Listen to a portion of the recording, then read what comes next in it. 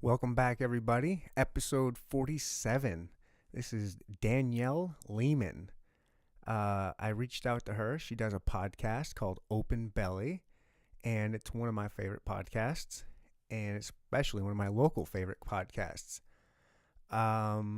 She talks to basically immigrant families that have opened up restaurants here in Kansas City, and season 1 just finished. And it's a phenomenal season. Every episode it's like an NPR quality episode, and they're like 30 to 45 minutes long. So like perfect, like the perfect length for the kind of podcast that it is. It's really good. It's touching. She's a professional. She's amazing. And like my new favorite thing is like having other podcasters on the podcast. It's cool. So any of you local Kansas City podcasters out there, hit me up. Neandertalk Pod on Instagram, Neandertalk Podcast at Gmail. If you're a local podcaster, let's talk. I'm open to having all kinds of people on and supporting the passion that we all have together, right? So hit me up. And everybody else out there, you guys are going to love this episode. I would highly suggest go find it. You can find it on wherever you're listening to this, obviously. If you found this, you can find hers. It's called Open Belly. And this was a blast. This was I think it was a great episode. That's just, again, my opinion. Man, that's just like your opinion, man. I love The Big Lebowski. I don't know. I'm not going to ramble on. You guys are going to like this one. I liked it. Oh, I was going to do another quote there. All right, enough shenanigans. Episode 47, Danielle Lehman with Open Belly Podcast. Open Belly meets Neandertalk.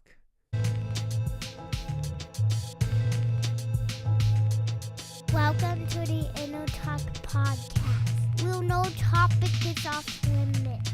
Now here's your host, my daddy, Enjoy the Soul. Oh wait, one more thing for me. Thank you for coming to the Neandertalk Podcast. Boom, swat, boom. Yeah, you know, the funny thing, so you have a 2.5-year-old? Yeah. My little guy is 5.5, and it's so fun. Like 2.5, use 2.5. Okay, my daughter's 2.5. Yeah. That's such a fun age. You start really seeing the personality come out. When's her birthday? August 25th. Okay, so he's a little bit younger. He's December 6th, so he's not quite 2.5, Okay. but he's a lot right now. That's such a fun age, though. It is fun. I love... Is he a talker? He talks a lot, and so he's really funny, and he cracks jokes with us all the time, but he just really started doing the whole whining thing, like, I want to watch TV. Oh, like, gosh. You got to knock it off. I can't deal with that. I know. a girl, 2.5, and she's a girl. Mm-hmm. I mean, first of all, it's so funny. You don't even have to teach her to be a girl. She just likes putting on clothes, likes putting on different shoes. Like you take her to buy shoes at the store and she grabs one, puts it in there and doesn't want them and wants a different pair. And then like her name's Nora. I call her Nornado because she's like a little tornado, just wrecks everything. It's absolutely insane. But I was talking about my son. He's 5.5. And just last night, out of the blue, he goes, Daddy, is there gravity underwater? Oh my God. I was like, dude, that's a really good question. I was like, let's Google it. No, Yeah. I'm just kidding. I knew the answer. Yeah. Of course there's gravity underwater. Right? I think so. I think so too. What an amazing question. It just blew me out of the water that a 5.5-year-old, I mean, it's just so funny to see kids, how their brains work. And if, when they're like you're like, oh, that's definitely a quality of mine. That would have been a question, my kind of question. It's just funny to see that transfer to your own kids. Yeah. It's a really cool experience. No one can prepare you for. No matter how hard they try. Yeah. Danielle Lehman. Yes. Thank you so much for being here. Thank you for having me. I'm really excited to be here. This is insane. You're a professional. No. Yeah. Yeah, you are. You are such a pro. It's insane. I've got so much I want to talk to you about. Okay. You're making me blush already. Really? It's okay. Oh, where do I even begin? So I've been doing this podcast for roughly a year. Yeah, you're the professional. You haven't listened to my show then. Okay, first of all, I'm really impressed by the entire setup here. Really? I record in a space in the West Bottoms, and they've been amazing to work with, but it's not completely soundproof. So if you listen really closely to a lot of our episodes, you can hear trains going by or like people walking around upstairs. And so all of our episodes are so tightly edited because I'm like, how do I cut out this real... Oh my God, there was this moment in I know podcast. they're edited. They're definitely edited. Oh, yeah. But there was this moment in this podcast where the guest got really emotional and it was going to be like the peak. And then there was this pause because she was kind of getting emotional and trying to catch her breath. And you hear a train go by like right in the middle. I'm like, oh, no one will ever hear that. I'm for the most part, the train I do. So I moved here 2 months ago and it was like, I had to hurry up and find somewhere. Mm-hmm. My first place got ripped underneath my feet. Mm-hmm. And I had like 2 weeks to find something. And I found this place. I walked in and I was like, this place will work. Great. Where do I sign the papers? Yeah. I move in and you know what? About maybe 100 yards is a train track right there. Just but for the most part, it's been really good. It hasn't either happened when it's been on the podcast, or if it has, these mics are pretty good and they don't pick it up. Yeah.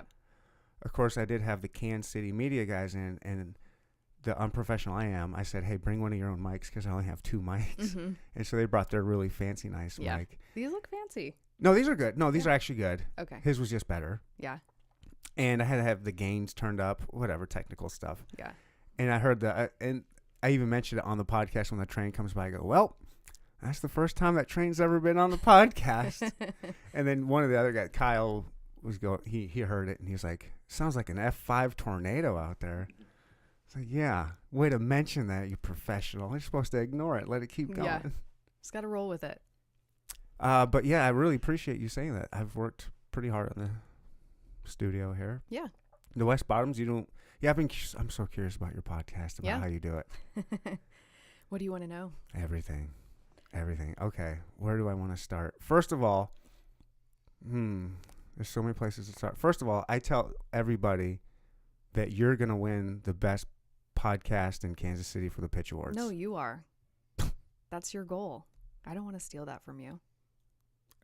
I've just mentioned it a couple times. Yeah, that's my goal. Yeah. But you know what? I'm not going to win. This podcast ain't for the voters.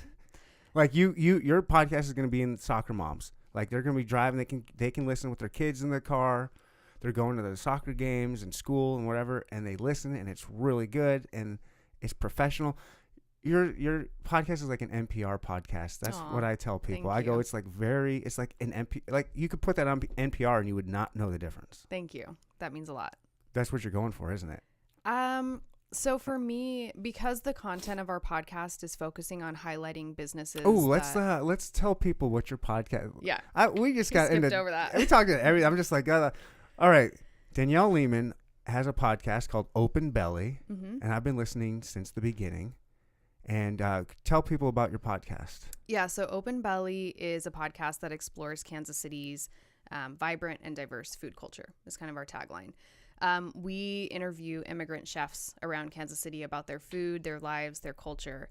And a lot of the restaurants that we highlight, because they're undiscovered or they might be in a strip mall where you would drive past and wouldn't think to stop, or it's a type of cuisine people are really unfamiliar with or might be intimidated to try. For me, just having a highly professional quality podcast and really high quality photography was so important, because we weren't necessarily interviewing influencers who have a huge following that people are just going to tune in because they already love that person and know that person. Mm-hmm. This was our opportunity to really highlight them, and I wanted to do it justice.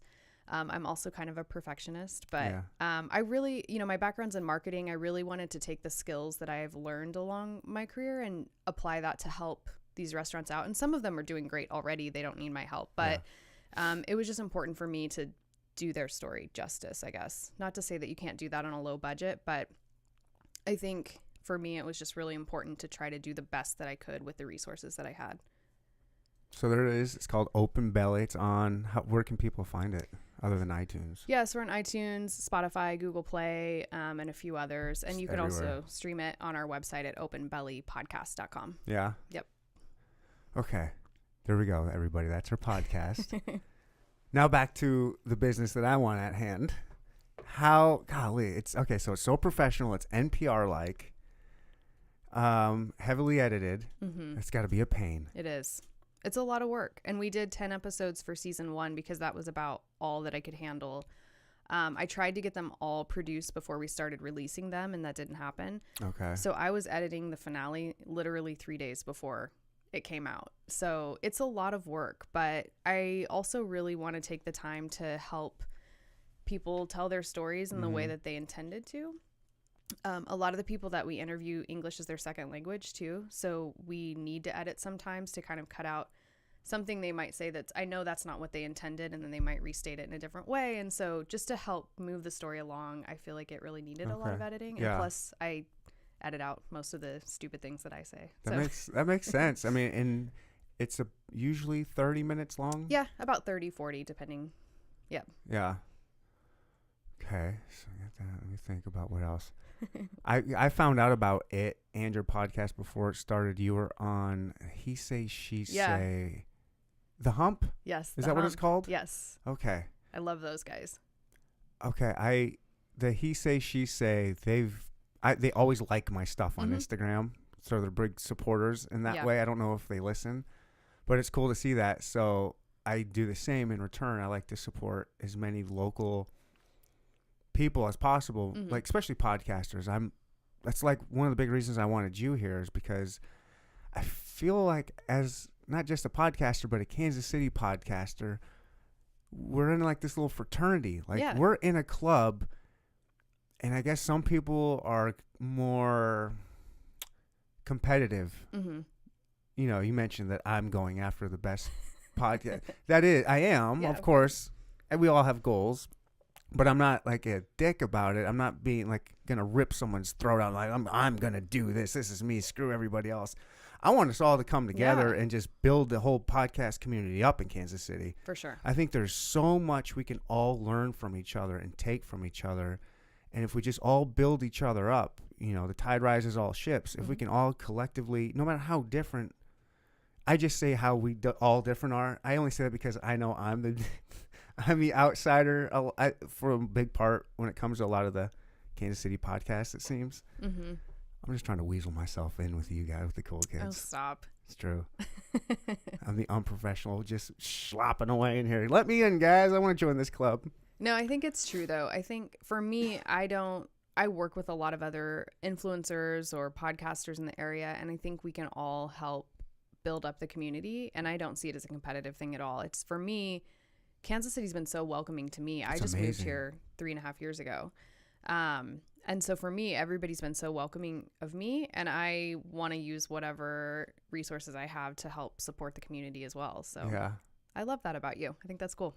Yeah, thanks. I love Kansas City's done that to me. I'm not from Kansas City either. Where'd you grow up?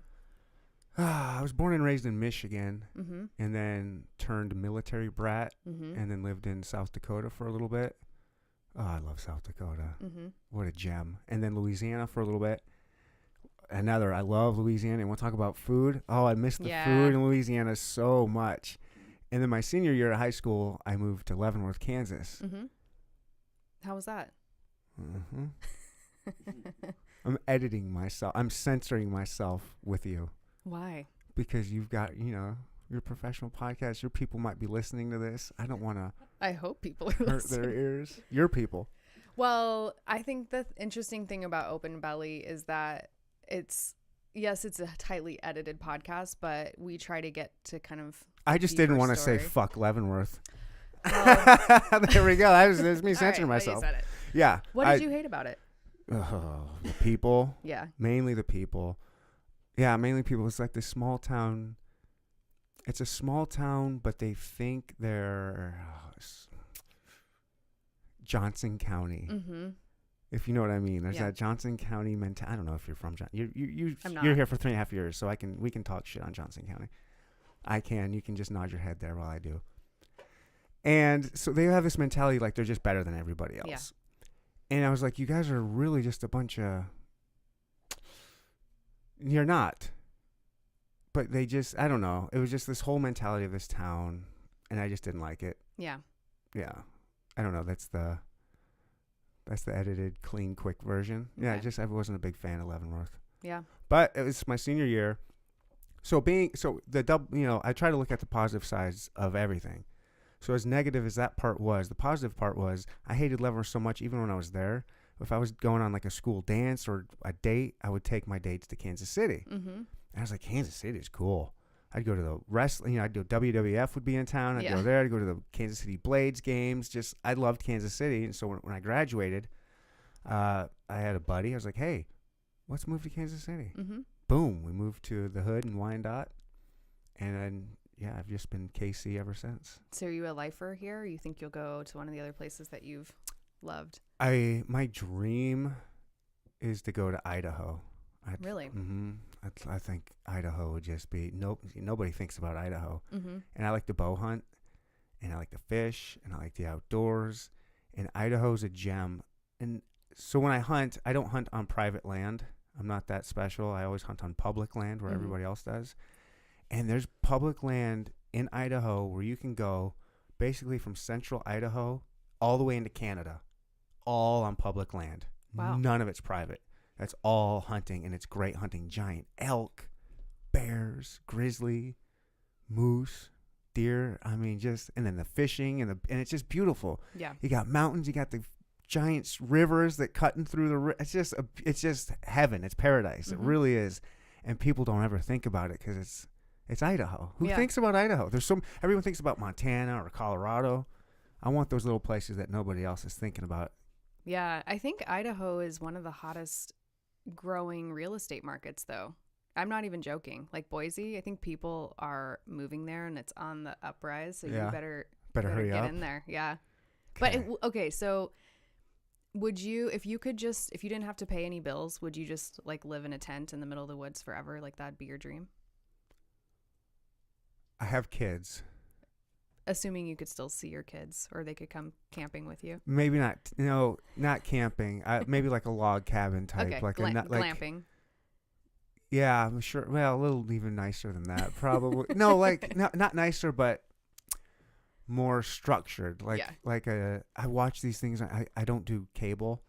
I watch YouTube, and there's like these really good shows of like this guy will build a whole cabin out of primitive tools, basically uses nothing and lives in it. You would pay a lot of money to live in this log cabin. And so I think something like that, but I'm a man when it comes to a lot of things, but then I'm not at all when it comes to like, I wouldn't know the first thing about building a log cabin. Well, you can just get like a kit home. They'll drop it off on a trailer and just move in, tell everyone you built it. I'd have to have a real man build it for me and then I could just slide on in. But yeah, I mean, that would be pretty romantic. I don't know. But I love the city too. I love going to the Crossroads. I love Grinders. I love pizza from the Grinders. There's this new place that opened up down there. The Mule Distillery? Yeah. Missouri Mule? Mean Mule Distillery. I want to check that place out. I haven't been there yet either. I met the owner and I've been seeing all the photos on Instagram and really want to go, but I haven't. Yeah, me too. And then, thanks to your recommendation, a Parlor. Yeah, I saw you went to the Parlor. I just checked that out. Ooh, that place is really cool. Okay, I need a rundown of everything you ate. Oh, I didn't eat much. I walked and drank. I ate. So I was with a friend, and so we sat, and it was happy hour, and we had whiskey, old-fashioned. I've never had an old-fashioned before. Really? Yeah. I used to be a bartender, too. So anyways, I was like, yeah, give me an old fashioned. So I had a couple of those, and then we just, you walk around, and if you give me a menu that's not even that big, I'm still going to take forever. Like I love food. I love all kinds of foods. There's nothing I don't eat. And so it takes me forever to narrow it down. And so when you throw 7 restaurants at me. Yeah, it's a lot. Yeah. So we walked around a whole bunch. It was like and then you start, all right, I don't want that. Okay. I don't feel that tonight. I ended up getting the fish and chips from Wildhaus.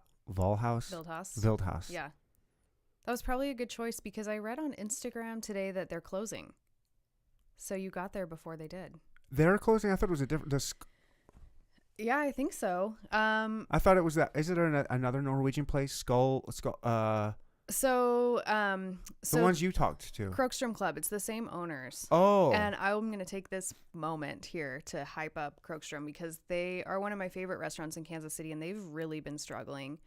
They have another location other than Parlor? So, well, they have a standalone restaurant called Krokström Club that's in Midtown on Broadway.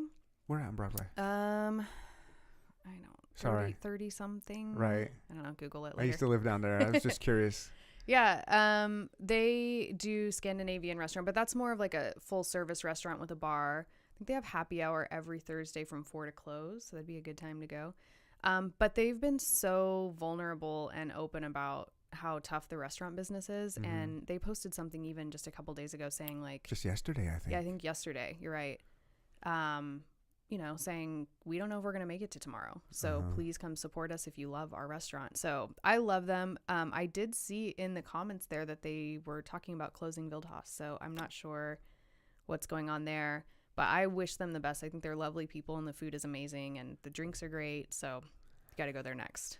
The fish and chips were out of this world. Mm-hmm. You wouldn't think. Yeah. Oh, it's just fish and chips. You can get that from whatever, Culver's or something. Mm-hmm. And me and the person I was with, we both got it. I was like, yo, you get that and I'll eat some and then I'll get, whatever. We both got it and we're in love. Mm-hmm. And I wanted to know what the ingredient was that made it that flavor. I thought it was maybe Tony's. Uh-huh. I was like, it tastes a little bit like Tony's. And she's like, oh, just go ask them. I was like, oh, they're not going to tell us. It's probably proprietary. Mm-hmm. She's like, just ask. I was like, nah. So I didn't ask. She comes back and she goes, it's Old Bay. Oh, yeah, she just asked. Like, oh, yeah, it's just Old Bay. It's like, I'm going to go get that. Yeah. But I mean, so much more than just spice to make something good. For sure. I think it's the quality of the ingredients that they use is great, but it's really hard to fry a piece of fish perfectly, you know? It is. So. It is if you think about it. Yeah, it was awesome. I can't wait to go back. My parents are going to come visit, and my dad's Norwegian. Oh, cool. So hopefully they'll still be there. I know. But if not, still Parlor will be there. Yeah. So Sura Eats, Kyung was on the podcast. Mm-hmm. They're my favorite in Parlor, so I would say go there next. The rice cakes. I almost got them just because of the podcast. Yeah. I want the bibimbap. Yeah, the bibimbap's great, but the rice cakes are where it's at. Yeah. I don't think a lot of people know about them. They're so spicy and just texturally they're really interesting because they're a rice cake, but then they're deep fried, so they kind of have a little crunch on the outside and they're soft on the inside with this spicy sauce all of it. You get spicy pork on top, and I think you could even get a fried egg on top if you sweet talk them. So that's my go-to. Oh, that sounds good. See, as a Midwest white dude, when I think of rice cakes, I think of those dried out bland, you know what I mean, like the styrofoam Quaker. Yeah, they're like the styrofoam. No. They're like eating styrofoam. These are more like, but the buttered popcorn ones are really good. Yeah. They're not really good. All right, I am overselling it, but the buttered popcorn rice cakes from Quaker are edible. They're probably the best of the bunch. Yeah. No, these rice cakes are different. I don't exactly know how they're made, but so the traditional Korean dish is actually a fish cake. So it's this rice cake, which is kind of soft. I guess it's probably, Kyung's going to kill me because I don't really know. But if I had to guess, I think it's super soft cooked rice that's like almost mashed together. That's kind of the consistency of it. And then it's like cut up and then deep fried. Mm-hmm. Normally it's cooked in fish stock. So that's why I remember fish cakes. Yeah. But yeah, he said most people around here probably wouldn't enjoy the fish. I don't think flavor. They have like a fishy taste at all, but it was more, I think, people get weirded out by the just even calling it a fish cake, I suppose, but they just didn't even have the space for an extra pot of fish stock. So it's just a rice cake, but it's delicious. All right. I had another guest in here recently. She said the kimchi pancakes are really good too, and she doesn't even like kimchi. Yeah, they don't have a really strong fermented flavor either. So if you're on the fence about kimchi, you'd probably still like the pancakes. I just think everything there is so good, and they've introduced some new dishes too that I haven't tried yet, but I love Kyung's food. Is that your favorite spot and parlor restaurant? Is that? Yeah. I mean, there's they're a all lot so of good good. options. You can't. Yeah. I mean, I love Providence Pizza too, but Oh yeah, that was a hard no. I was like, that was a hard one to say no to. I looked at that. I was like, oh, that looks so good. yeah, I've been to their original location, and I thought it was some of the best pizza I've had in Kansas City. But I guess when I go in the parlor, I'm kind of in the mood for a little more exploration. Yeah. And so I never end up getting the pizza there, but it is amazing. My son always gets it. Grinders is right down the street too. Yeah. They're really good. I like Grinders. Mm-hmm. I guess I need to try that other place out though. Yeah. I want to try them all. My favorite pizza is honestly Domino's thin crust. Really? Yeah. I worked at Domino's a few months ago for a while. Uh-huh. And I don't want to know anything bad. No, I'm Okay, not, good. I was surprisingly surprised. Is that a thing? Yeah. Can you say that? Sure. I'm It's your saying podcast. it is. I can say whatever I want. Fuck Leavenworth. And I was surprised at like how good Domino's actually really is. It's so good. Their New York one, the Bronx or whatever Uh-huh. their New York style one. Oh, that was Domino's is legit far as Do you know who Dave Chang is? No. So he's a Korean chef. He's pretty famous, and he has restaurants in New York and LA, and actually a few internationally as well. And he used to have this magazine called Lucky Peach, which was like a foodie mag. And I remember one time on their Twitter account, they were talking about who has the best, pizza delivery, national chain. Uh-huh.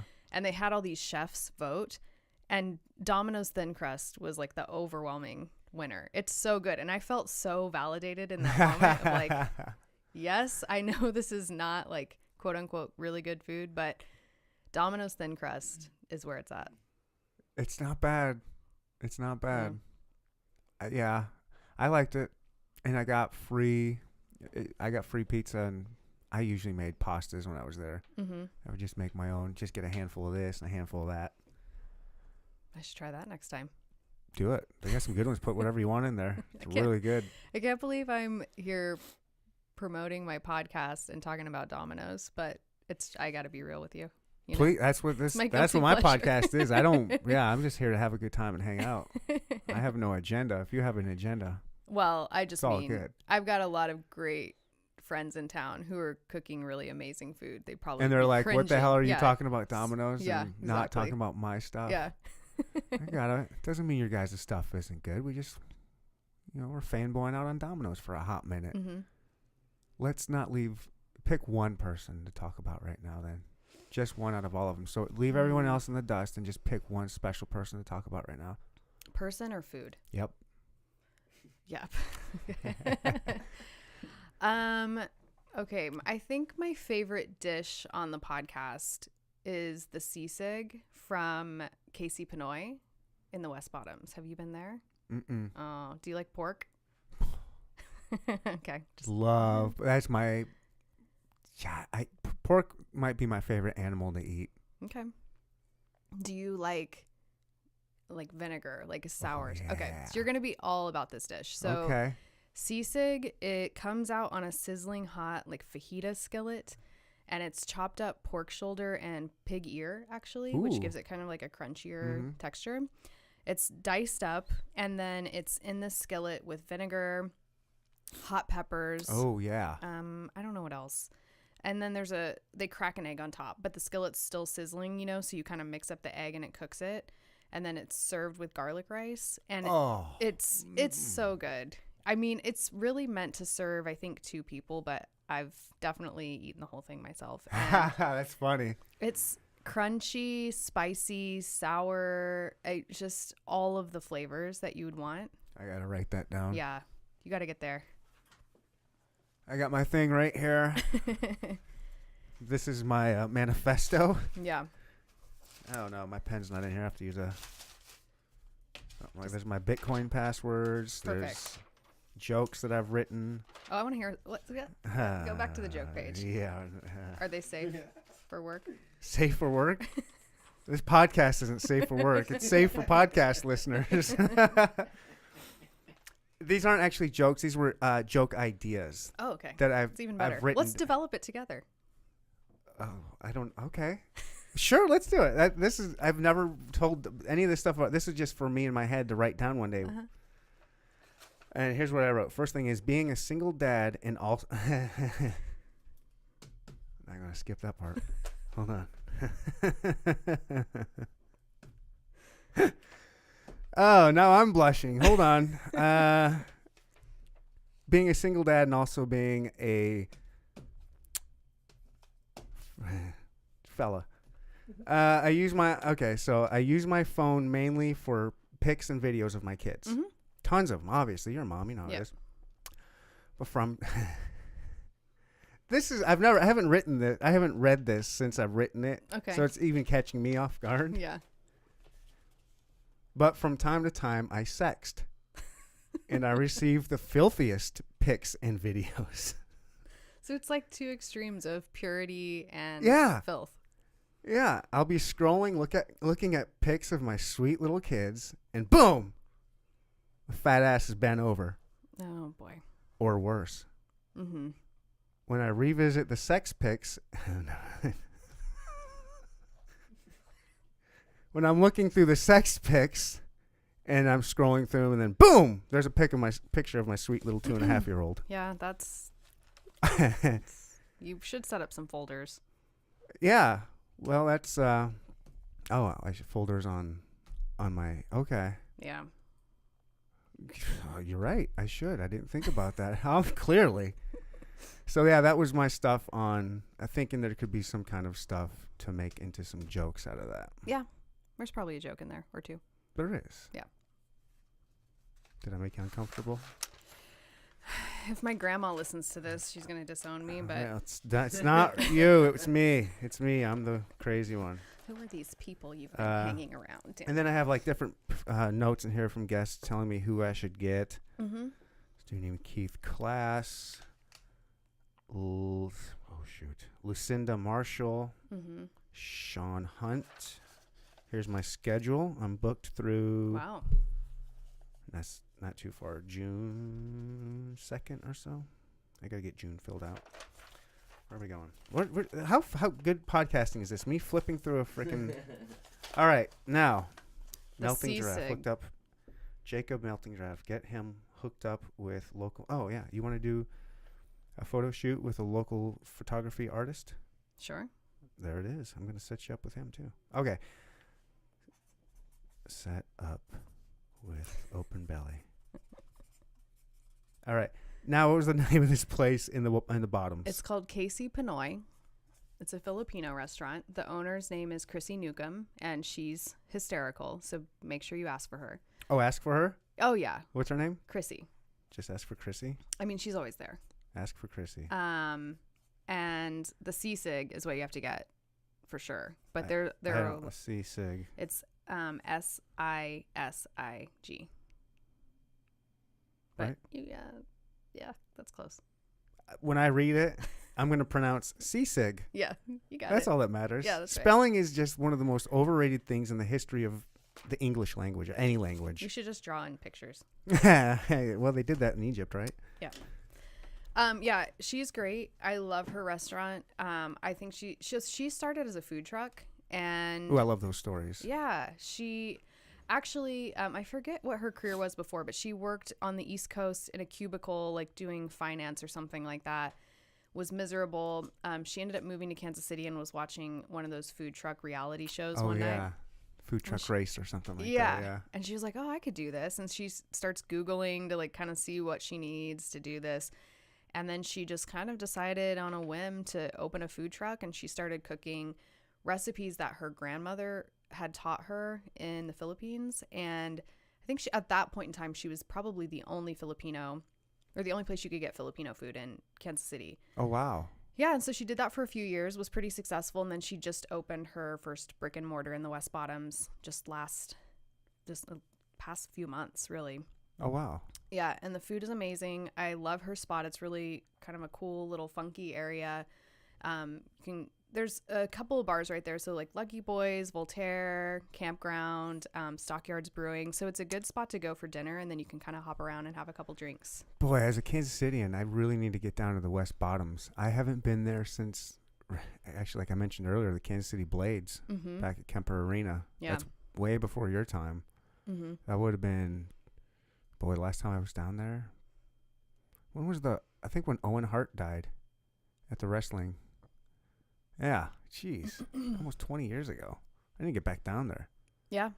You know, when I back then, it was like nothing. It was just, yeah. I don't know if that's still like that now. There are little pockets. Yeah. And that's what I love about that block. It's a really cool little block that there's enough to go do and make a night out of it for sure. And that's where you record your podcast down there? Yeah, so sometimes you go on location too, right? Sometimes I do, yeah. But mostly I'll have people come in the studio. It's in the West Bottoms in an old warehouse there. The studio space I use is called Barrel of the Bottoms, and it's these guys I just heard of that like a week ago. Yeah, these guys do stand-up comedy improv shows there, but they also have a little recording studio that they use for their own podcast, and then they rent it out by the hour. I've heard about that. You can get a monthly membership. So it's cool. Yeah, it's been great. Yeah.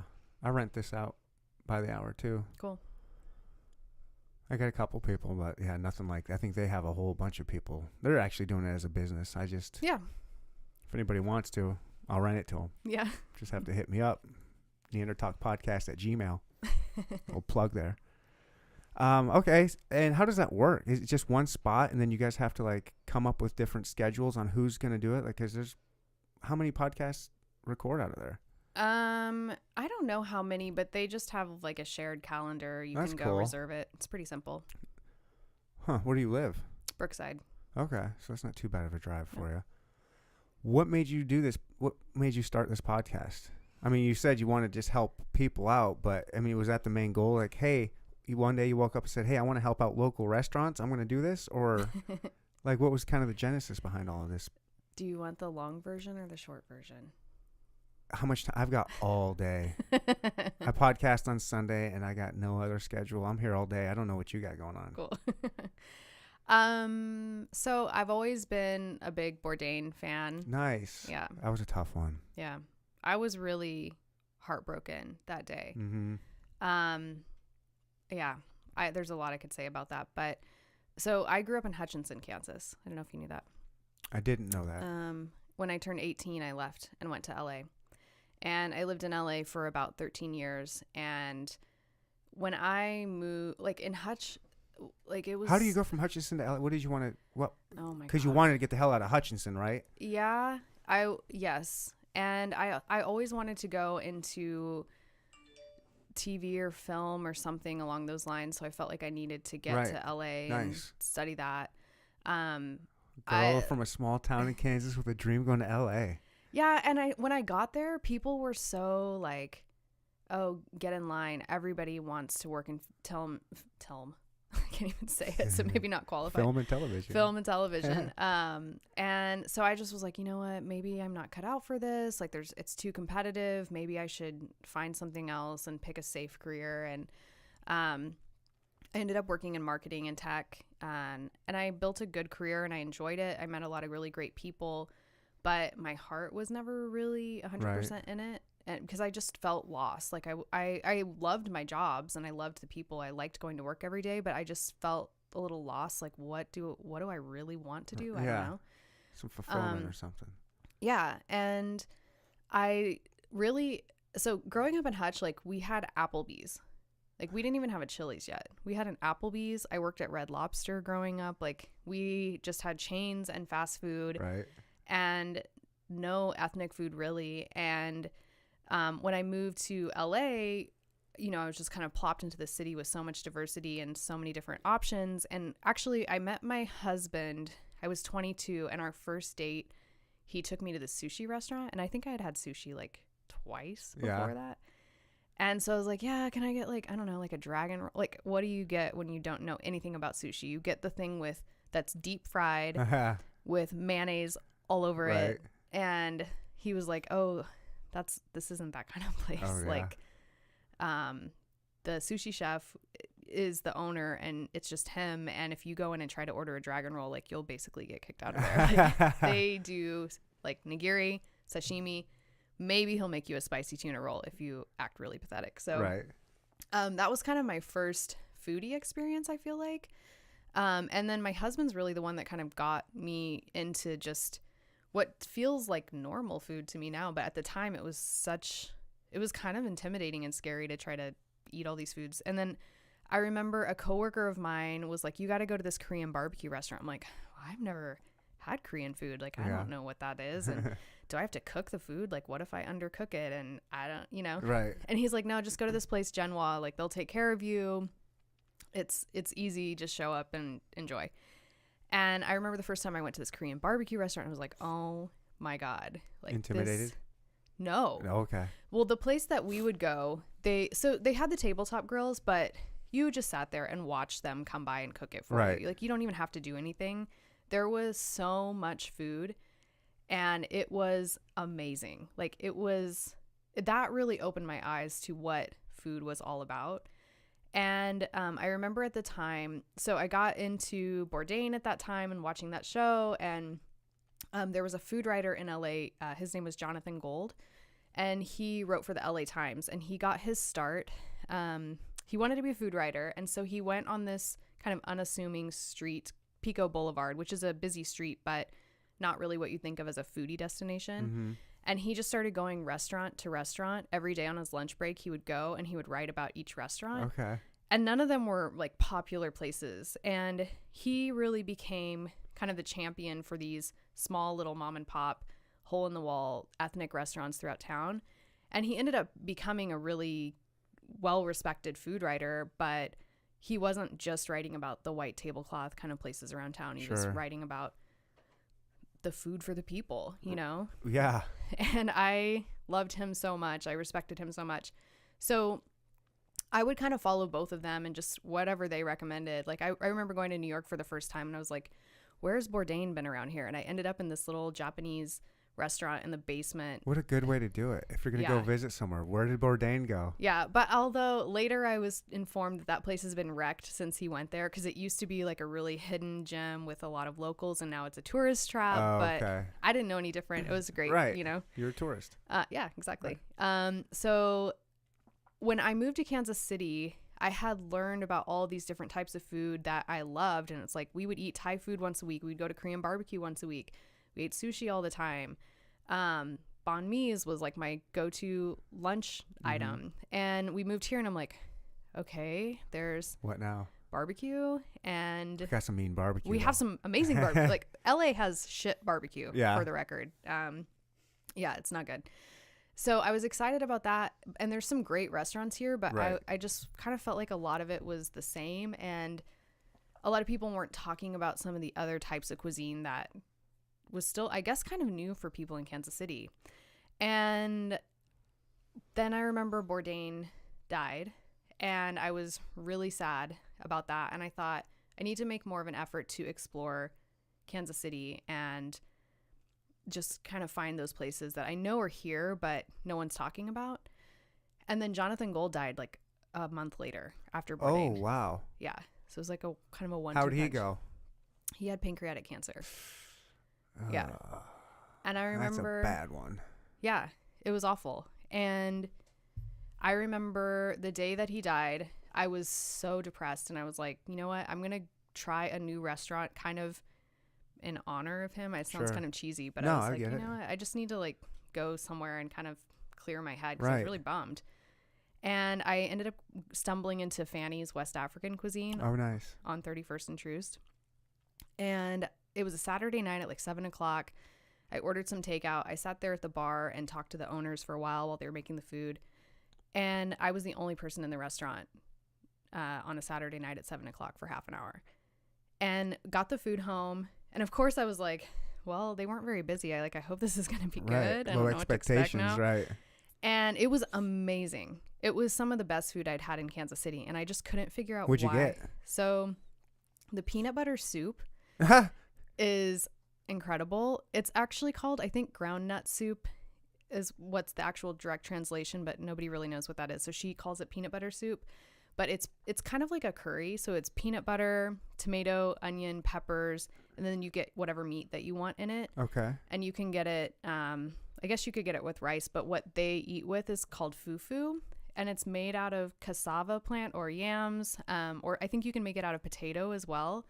And it's this like bun kind of that's sort of soft and squishy, and you tear off a piece and kind of dip it in the soup. Oh, nice. But that peanut butter soup, it's super spicy. They use habanero in it. Ooh, and yeah. It's amazing. And then they have this jollof rice, which is a lot of Caribbean flavors. So you can get it with roasted chicken, and then it's rice with tomatoes and peppers and onions. And I guess I kind of expected the flavors to feel really weird or unfamiliar to me, but they're really familiar flavors. It's a lot of spices that we use in food, and if people have had any sort of Latin American food, it's pretty similar. So I just couldn't figure out why there wasn't a line out the door around the street for this food, because it was incredible. They're lovely people. They had a really interesting story. And, you know, since I have a background in marketing, I was like, man, I wonder if I could like help her with Instagram marketing. By the way, she has like 30,000 Instagram followers just from posting pictures of her food. Wow. And a lot of them aren't local. So wow, it's not like she doesn't know how to use Instagram. They have a website. They have online ordering. Like, they have all the pieces. I think the fact that they're on Troost is kind of going against them. Yeah, that's a tough location. But the actual location of the restaurant is really cute. It's a cute little area. It feels like a... White people hear the word Troost and Yeah, like, I know. am I allowed to go down there? Are we allowed to go in that is that for us? Can we go there at nighttime? Like, people, you know. I get it. You know, to me, it feels more like a neighborhood, a community, especially that part of Troost. And I feel very safe going there. I like going there because I feel like they're not trying to be something that they're not. Like, they're just cooking really good food in a community and not trying to be like the hottest restaurant in the Crossroads of 2019, you know? Who's that? I don't know. Mission Taco? It's your words, not mine. So, you know, I thought, like, what can I do to somehow use the skills and resources that I have as a marketer to try to help tell their story? And when I talked to them at the bar that night, I just fell in love with them. Fanny's husband talks a lot about community. Like, growing up in Nigeria, they would come out of their home every morning and they'd say to their neighbors, you know, how's your morning? How are you feeling? Have you eaten? And if you haven't eaten, like, you come into their house and they feed you. Yeah. And it's just this sense of community. And the word he used a lot was togetherness. And that's what they're trying to use the restaurant to do, is to build community and to help people turn around their day. Like, if you're having a bad day, go into Fanny's and I guarantee you'll leave smiling, you know? And I think that's so cool, because a lot of restaurants don't really care about that. They're just there to make money and pay the bills, and that's fine. I get that. Like Mission Taco. I don't know I don't know them. I'm just But, you know, sell some guacamole, you know, it's great. But they're really, you know, it's a family run business. Their kids are there running around all the time. Cool. And I just felt like their story needed to be heard. And I'd never done anything around podcasting before, or radio. I had no idea how to produce a podcast, but I just felt like people needed to hear their voices and hear the story and not just see a picture on Instagram like every other restaurant. So it's kind of where the idea came from. And I was really intimidated to try to do it, but I just started taking steps. And then it was like, I'm thinking about doing a podcast. I am going to do a podcast. I'm doing a podcast. And then eventually it was just done. And I'm like, well, I guess I'm doing a podcast now. So it's incredible. I love it. Yeah. And you just wrapped up season 1. We did. Yep.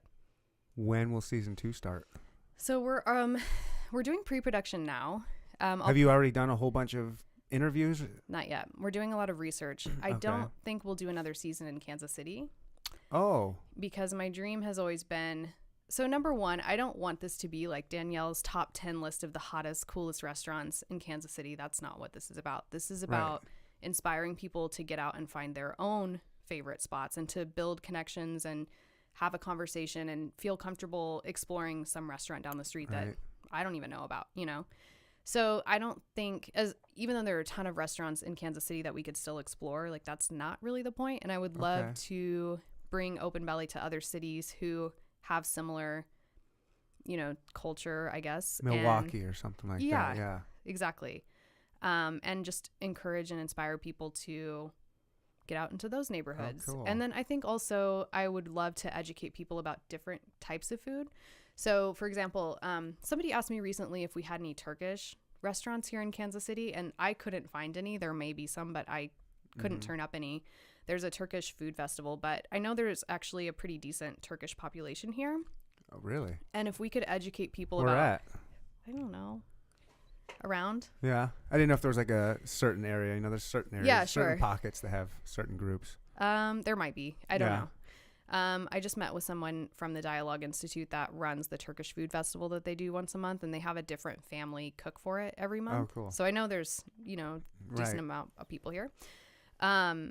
And I think it'd be cool to have a Turkish restaurant, but there's probably not a huge demand for it because people don't know a lot about Turkish food yet. Oh, yeah. And so I think it'd be cool if, even for people in Kansas City to go to somewhere like Milwaukee and find different cuisines that we don't have here. It might inspire someone in Kansas City to say, you know what, I've always wanted to cook my food for people here, and maybe there's an opportunity now to do that. Or at least a food truck or something. Yeah, totally. I mean, that seems to kind of be the way a lot of these people start out. Mm-hmm. I love a good food truck. Me too. There's this good one. I think they still do it. Oh, no, I can't remember the name. Blue. Something. It was Blue. Gosh darn it. Rhythm and... it doesn't even matter. Sorry, guys. I was going to shout you out. Just put it in the show notes. I'm so bad at... this is all I know how to do is podcast. Like, I don't know how to grow it. I don't know the marketing. The show notes I always leave something to be desired with those. I really need to step that game up. And it really, I was like, holy cow. When you first dropped your podcast, like I said, I heard it, I was following it before you let your first episode, and you had already had a whole bunch of reviews. Mm-hmm. Yeah. And it was already had a big, I don't know, it seems like it's a really big podcast, and it happened to be really big immediately. How did that happen? Like, because you're a marketer. It's making sense now. Does that have something to do, like... Yeah, I mean, I was strategic about it, I'd say. So we had already recorded all 10 of the episodes. So we had relationships with 10 restaurants already around town. And so they were all really helpful in promoting it once we launched. Okay. I also built my kind of hype squad, is what I called it, of my friends and family that I knew would be supportive, and even people in the community that I just knew that would enjoy the podcast. And then I asked them to listen. I gave them a couple of episodes to listen to before I released it, so that the day we released it, they could all go review it and rate it. And then we worked with a lot of local influencers, that have at least 10,000 Instagram followers to help promote the restaurants on the podcast in conjunction with, so they'd talk about a restaurant on the podcast, but tag Open Belly. Okay. And then we also did kind of a media tour, I guess. I reached out to all of the local publications and said, What's a publication? What do you mean? So like Feast Magazine, 435 I Magazine. gotcha. Yeah. And so a lot of them did write-ups right after we launched. So we had a nice little boost. But I will say, I think if I were just trying to launch Danielle's podcast, they probably would be like, yeah, I don't care. But because I was trying to use this as a platform to promote businesses in the area, there was a little bit more of a story there. So everybody's been really supportive. And people that, I asked to help one time have continued to help promote things that we're doing on a regular basis just because they love what we're doing. And that's been really rewarding for me because it doesn't even feel like I'm asking someone to do me a favor. It's like, if you like these restaurants and you want to continue to see restaurants like this around Kansas City, it would be, here's one way that you can help, Wow. So yeah, So that's it. That's all. That's it. That's all you did. It was just hustle. Oh, and then have you seen our printed guide?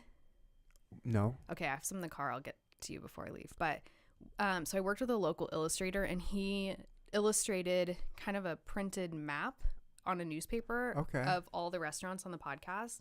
We printed about 2,000 of them and dropped them at coffee shops all over Kansas City. Oh, cool. So people would find this guide of like 10 restaurants they probably aren't familiar with. Maybe they've heard of one or two, but the other ones, for the most part, were new to them. And then they would follow the podcast to learn more about those restaurants too. So I got so much to learn. I don't know. I do. I got so much to learn. Speaking of, what was I going to say? Your podcast. Oh, yeah, you have a a couple sponsors too. We do. Did you just go to them and say, hey, here's what I'm doing? Kind of. Sponsor me? So the sponsor that we had for season 1 is a company called Chow Now. Right. And they're an online ordering solution. Yeah, can you for tell restaurants. me? I've heard about that, and like exactly. Can you kind of tell us exactly what Chow Now is and how to use it? Yeah. So from a restaurant's perspective, if you want to offer online ordering, it's just another tool that you can use to plug into your website, and they also will give you a white labeled iPhone and Android app as well. So your loyal customers, when they're like, I'm really craving Casey Pinoy, they can go on, caseypinoy.com and just hit the online ordering button and place an order. They also have their own app that you can download, or you can search their list of restaurants at, I think it's eat.chownow.com, and you can search for food in your neighborhood, and it'll show you all the restaurants on their platforms. Oh, cool. So it's an online ordering solution, but what they do differently than like Grubhub or DoorDash is that, so those apps are more of marketing tools. So the difference is you're hungry, you don't really know what you're in the mood for, so you go on Grubhub just to see what will deliver to you. They're acquiring new customers for the restaurant, so they take a cut of every order. So if you're ordering through DoorDash, the restaurant usually is having to give up 20 to 30% Oh, wow. of the fee or of the total order. Okay. Plus, then Grubhub will add a fee for you, like a delivery fee or a convenience fee or whatever. And then you got a tip. And then you got a tip. Yeah. So it's not super profitable for the restaurants to use those. Okay. It's just a way for them to get new customers. I gotcha. But Chow Now offers just a flat monthly fee. It's like if you were to pay, like you need to have a website, you need to have a phone. It's just a tool. You just pay your monthly fee. And if you do $10,000 in online order, they still charge the same amount. It doesn't matter. So it can scale with your business, and they feel like it's a more fair way to work with restaurants. So they deliver? They have delivery in some markets. Okay. They're working on delivery in Kansas City, and they're actually opening a office. They've opened an office here in Kansas City as well. So they're a local company that we should be happy to support, I think. So the CEO started following me on Instagram one day. Wow. And I was like, oh, like I try, every time you get a new follower, it's like, oh, I wonder who this person is. Right. And so I'm like, CEO of Chow Now. And I knew the company because I'd worked with restaurants before that I had put on their platform. Okay. Because I do web design and development for a lot of clients. So I reached out to him. I was like, hey, thanks for the follow. We should chat sometime and see if there's a way we can work together. He's like, immediately wrote back, I'm in Kansas City till tomorrow. Can you meet for coffee at 3 p.m. today? Oh, my. So it's like, drop what I'm doing right now. Sure, no problem. Right. Like maybe I should put on a decent outfit real quick. Right. Like yeah. rush over there. So we met for coffee, and he was like, really, I'm interested in what you're doing with the podcast. We really like helping small local restaurants. Maybe there's a way we can work together. And I told him, like, I'm not really interested in getting sponsors for the podcast because I just don't want someone to come in and say, you should really consider interviewing someone like Mission Taco. And I eat at Mission Taco, so I'm not knocking it, but that's not what the podcast I've never eaten there. I was going, there's a story behind it. Okay. Well, at any rate, it's like that's not a good fit for what we're trying to do with a podcast. Mm-hmm. So I didn't want someone to come in and say, you should look at our customers and highlight all these people that aren't really a fit for your podcast. So I told him, like, I'm not really interested in a sponsorship, but maybe there's a way we can work together in the future. And he was like, listen, you already have recorded most of these interviews. There's not much I can really tell you that's going to change anything, but I'd love to support what you're doing. And it was just kind of a natural fit. And so we ended up working with them for season 1, which was really great. And now we're talking with them about season 2 and how we can continue to work with them. Another group that they connected us with is called New American Economy. So we just did an event with them at Parlor last week. I know, I wanted to make it. I really wanted to go. It was so fun. It looked awesome. It was a really great event. I went the day after. The day after is the day I went. Was able to get free to go, but yeah. So they're headquartered in New York. They are a bipartisan research and advocacy group for immigration reform. So they've done a ton of research to show how immigration helps local economies, particularly immigrant entrepreneurs. Mm-hmm. And so they were really interested in what we were doing with the podcast because we're highlighting all these immigrant entrepreneurs who are creating jobs for people in our city. Mm-hmm. So we have been working with them on a partnership and what that can look like in the future as well. So it's been cool because it's like, yeah, it'd be great if I could just call up like some of these companies that do a lot of podcast advertising, like Simply Safe. I hear them on everything.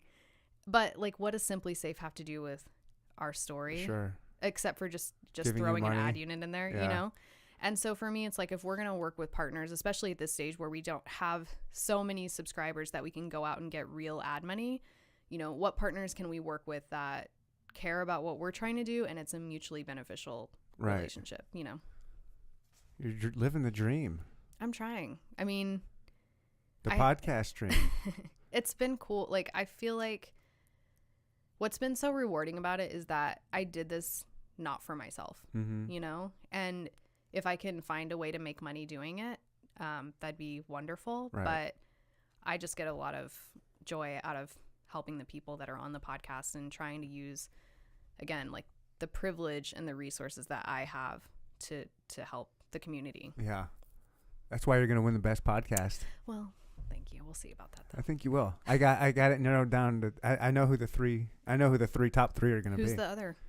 It's going to be you as number one, but you're going to battle it. Oh man, it's going to be a 3-way battle. I don't know who's going to win. I think you're going to win. However, the thing that could hurt you is if you don't have a season 2 coming up when there's voting and stuff. Mm-hmm. So you might have to take third. Are you okay with that? It's fine. Okay, Taco the Town. Yeah. Because he's got a little. He's killing it. Yeah, he's all over the place. He's constantly, he's doing something. Mm-hmm. It's good. It's a good podcast. Yeah. And You Should Talk with Joel Nichols. Mm-hmm. Those are going to be the top 3. Okay. Where does yours fall in?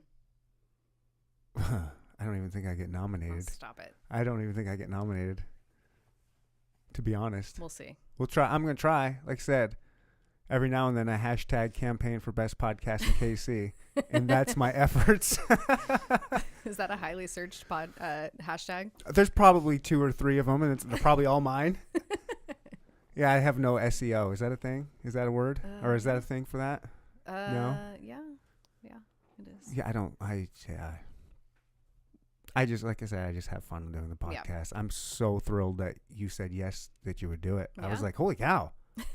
Holy cow, someone legit's going to come over here. Really appreciate it. Of course. So you're in pre-production for season 2. What exactly does that mean? So brainstorming or? Yeah. Or you have idea like research, thinking about the right fit for the city that we're going to pursue, and then also within those cities, who are the right people to talk to. Okay. And then we're also just kind of working out funding and how we're going to pay for season 2. Right. So I'm hoping in the next couple of weeks we can make an announcement about where we're going. I think we're getting pretty close. Oh, really? But there's still a lot in the air and up in the air. And I'm a pretty conservative person. Like, I feel like until it's all 100% finalized, I don't want to jinx anything. Sure. And I recognize that there's a lot of parties involved and a lot happening. Yeah. And so it's still TBD, but I'm moving forward as if it's all happening. What are the cities that you're kicking around? This won't be up for another couple more weeks. Okay. Okay, there's been an interest in going to a city like New York because, really? Yeah. And hear me out. Okay, I'll hear you. So my thought in the beginning was I'd love to go to smaller mid-market cities like Kansas City. Mm-hmm. But every time we go to a new city, we really have to start over and build our audience from scratch. Like, let's say we did St. Louis. I think a lot of people in Kansas City would be interested about restaurants in St. Louis because it's a 3-hour drive. Yeah. We visit St. Louis. Yeah. Yeah, sure. But at the same time, I think a lot of people would kind of fizzle out because they're like, I might like look at the list of episodes and see if there's anything I'm interested in particularly, but I don't feel this connection to the city per se, you know? Okay. A city like New York, we could grow the audience really rapidly and start to build a more national following. Yeah. And then we can actually start getting sponsors to pay for ad units at a fair market rate that's going to help cover our costs. So I'm kind of open to that for season 2. And then for season 3, maybe hit another smaller mid-market, you know, and kind of bounce back and forth. And I think the other thing I have to like check myself on a lot is that I guess in my mind, I'm like, well, people in New York already know about these types of cuisines. They're like going to these places. Like there's not this educational aspect, but I've talked to a lot of people who live in larger cities like that. And they're like, that's actually not true. There's actually like, there's this place in New York I found recently called Yemen Cafe, and they're still pretty under the radar. A lot of people don't know what that cuisine is all about. Right. And I think there's an opportunity really anywhere in the United States to kind of educate people and then push people to get outside of their comfort zones a little bit. Mm-hmm.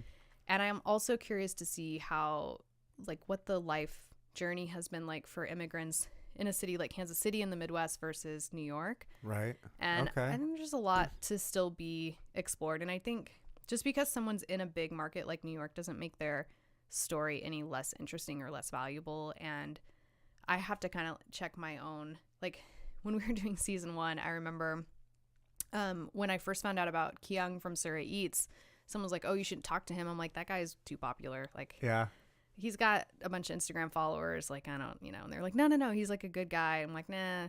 And there was another one. So Zaid from Pirate's Bone.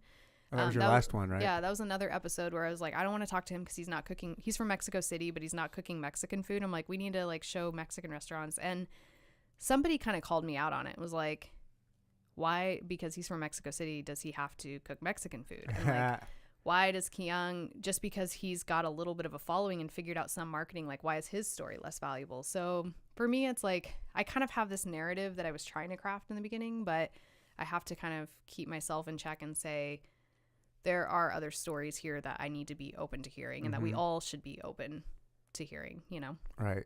You've had a lot of good stories. I mean, they're all amazing. And I love the Instagram that goes along with it. Mm-hmm. Like the 7 colored hills, or what was that? Oh yeah. That's in Peru. Yeah. I forget the name of it. It's like Montaña de Siete Colores or something like that. So, yeah, Norma like wanted to create this tour for people. That was her idea.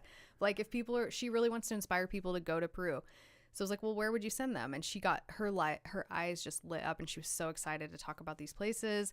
And then I was like, okay, that all sounds cool. And then I went and looked at photos of it. I'm like, what? Whoa. Like, how have I never seen any photos of this place? So it's been cool just to see the world through someone else's eyes. Right. Yeah, it's really cool to see. Like, I have a good buddy from Ethiopia. Mm-hmm.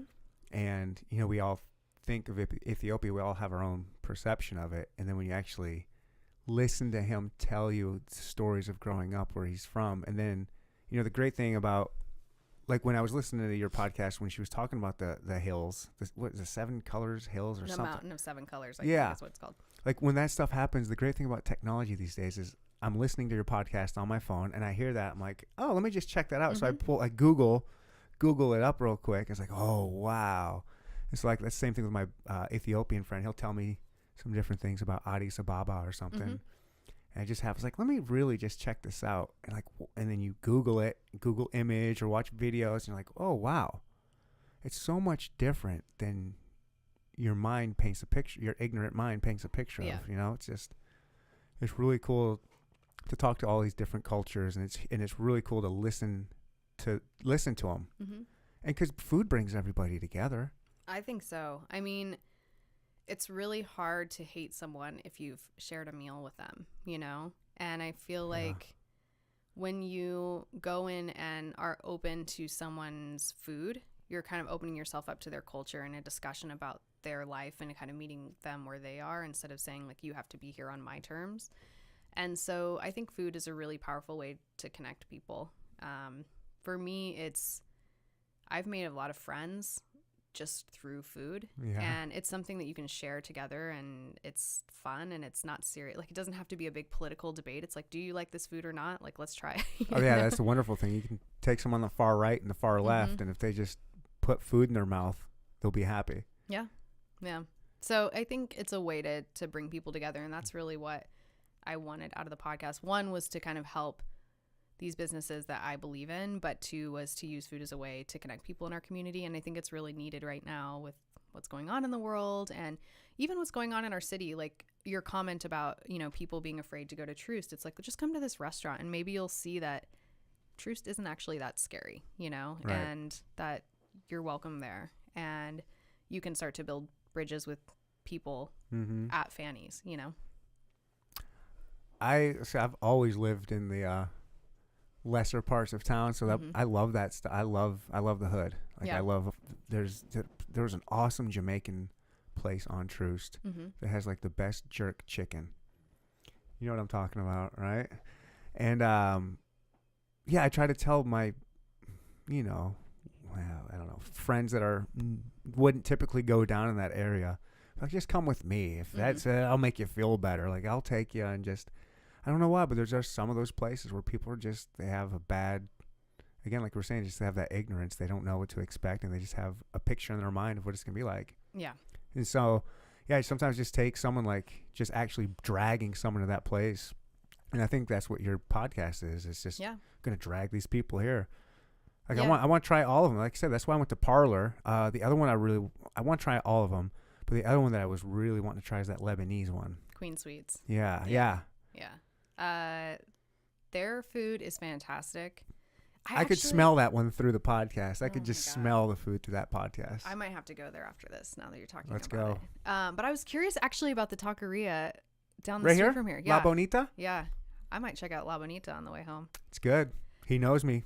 Yeah. I've been here for less than 3 months. I think I've been in here for a little over 2 months. And like the first day I went up there, you know, I'm just the gringo. Yeah.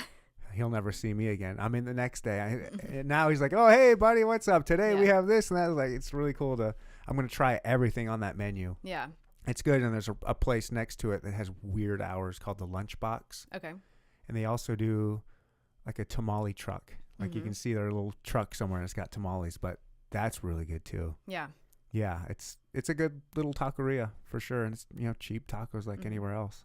There's so many places like that in Kansas City, and I think that's what I've tried to impress upon people is that, again, it's not like the top 10 restaurants, like these are the best. Right. I tried to pick places where I like to go, but I really just tried to pick places that had an interesting story and that were willing to talk to me and to show the kind of diversity that we have in the city. But really, La Bonita, I'm sure, has an incredible story, and it sounds like they have really great food. And that's what I hope people will do, is just to kind of open their mind a little bit and say, you know what, I've always been curious about. There's this place on Troost, actually, not too far from where I live. And I was talking to Jenny Vergara, who's the food editor at Feast Magazine, and we were eating lunch. Have you heard of Steak 'em Take 'em? Yeah. So what is that? It's like a French dip kind of restaurant. There's one on Troost, but there's multiple around town. Yeah, I've heard of that. Do they do a Philly? Yeah, they do. Yeah. They have a hilarious video on Facebook and YouTube, I'm sure. That's like a commercial that they made for Steak 'em Take 'em. You got to check that out. All right, I will. But so we went to Steak 'em Take 'em, and there's this place across the street called Finger Foods with a Z on the end. Ah, nice. And we're like, I wonder what Finger Foods is. Like, I've never heard anyone talk about that place. I don't know. And I looked it up later. I couldn't even find a website for them, but I finally found something on Facebook, and it looks like they make an amazing burger. And no one's talking about Finger Foods, but we're like, next time we should get together, we should go to Finger Foods. And to me, that's what like living in this city and America is all about, is like, you don't have to go to the same place every time, and it doesn't need to be like the hippest place that everyone's talking about. Like, just check out Finger Foods. I always look at these restaurants like they're a professional. They put their hard-earned money to buy the building and cook their food and serve it. It has to be edible. Yeah. It has to be, I mean, give it a try, no matter what it looks like. Because you look at some of these, especially Chinese places, are just looking, at least around here, maybe that's just Independence, but just run down, like, ooh, should I go in there? But then you go in there, and the inside's clean and nice. They can't help what the exterior necessarily looks like. And as long as that kitchen produces some fire food, I don't care. But I think the other thing to think about is, like, would you rather eat at a restaurant that has a really good chef or a marketer running the restaurant, you know? Yeah, I want a chef. You I want the chef. guy that's putting some real love into it, not some dude that's getting $9 an hour. Yeah. And I think a lot of the places that I talk to, at least, they're family run and operated. They never take a day off. They don't have time to do marketing. They're struggling to even post pictures on Instagram. And yeah, like, I'd rather eat somewhere that's putting all of their energy into the food and just cooking their family's recipes versus worrying about their Facebook page or their menu design or whatever. Kansas City's beautiful like that. Yeah. We have you're right. We have so many of those. You don't have to go to Chili's or Applebee's. Yeah. Let them serve those little Hutchinson, Kansas places. Support the real locals. Yeah. The real, like I said, that's another reason why I go to that little place right on the corner here is because they are local. Yeah. Like I see that same family in there. I sometimes like, geez, dude, you need to take a break. Like go home, take a nap or something. Like, how are you doing this? And it's just nice that I know that my money is going directly back into the community. Yeah. Like, I mean, that is literally my neighbor. I mean, I walk there. It's 10 houses. When I go running a lot, run by it all the time. Yeah. It's awesome. And I love talking to people. So for me, I think it's really cool when you can talk to the person who's making your food and it's their business and you build that relationship with them and you feel good about, I'll tell you a story. Ooh. I probably shouldn't. Yes. I love it. Yes. I was at a restaurant recently. It was their opening night and I knew the bartender. She's a friend. And so I decided to go eat at this restaurant just to support her and say hi. Right. There was this guy there who was, I've never seen someone so drunk in my life. I'm not exaggerating. There was a flower arranged, like somebody had brought them flowers because it was their opening night. Sure.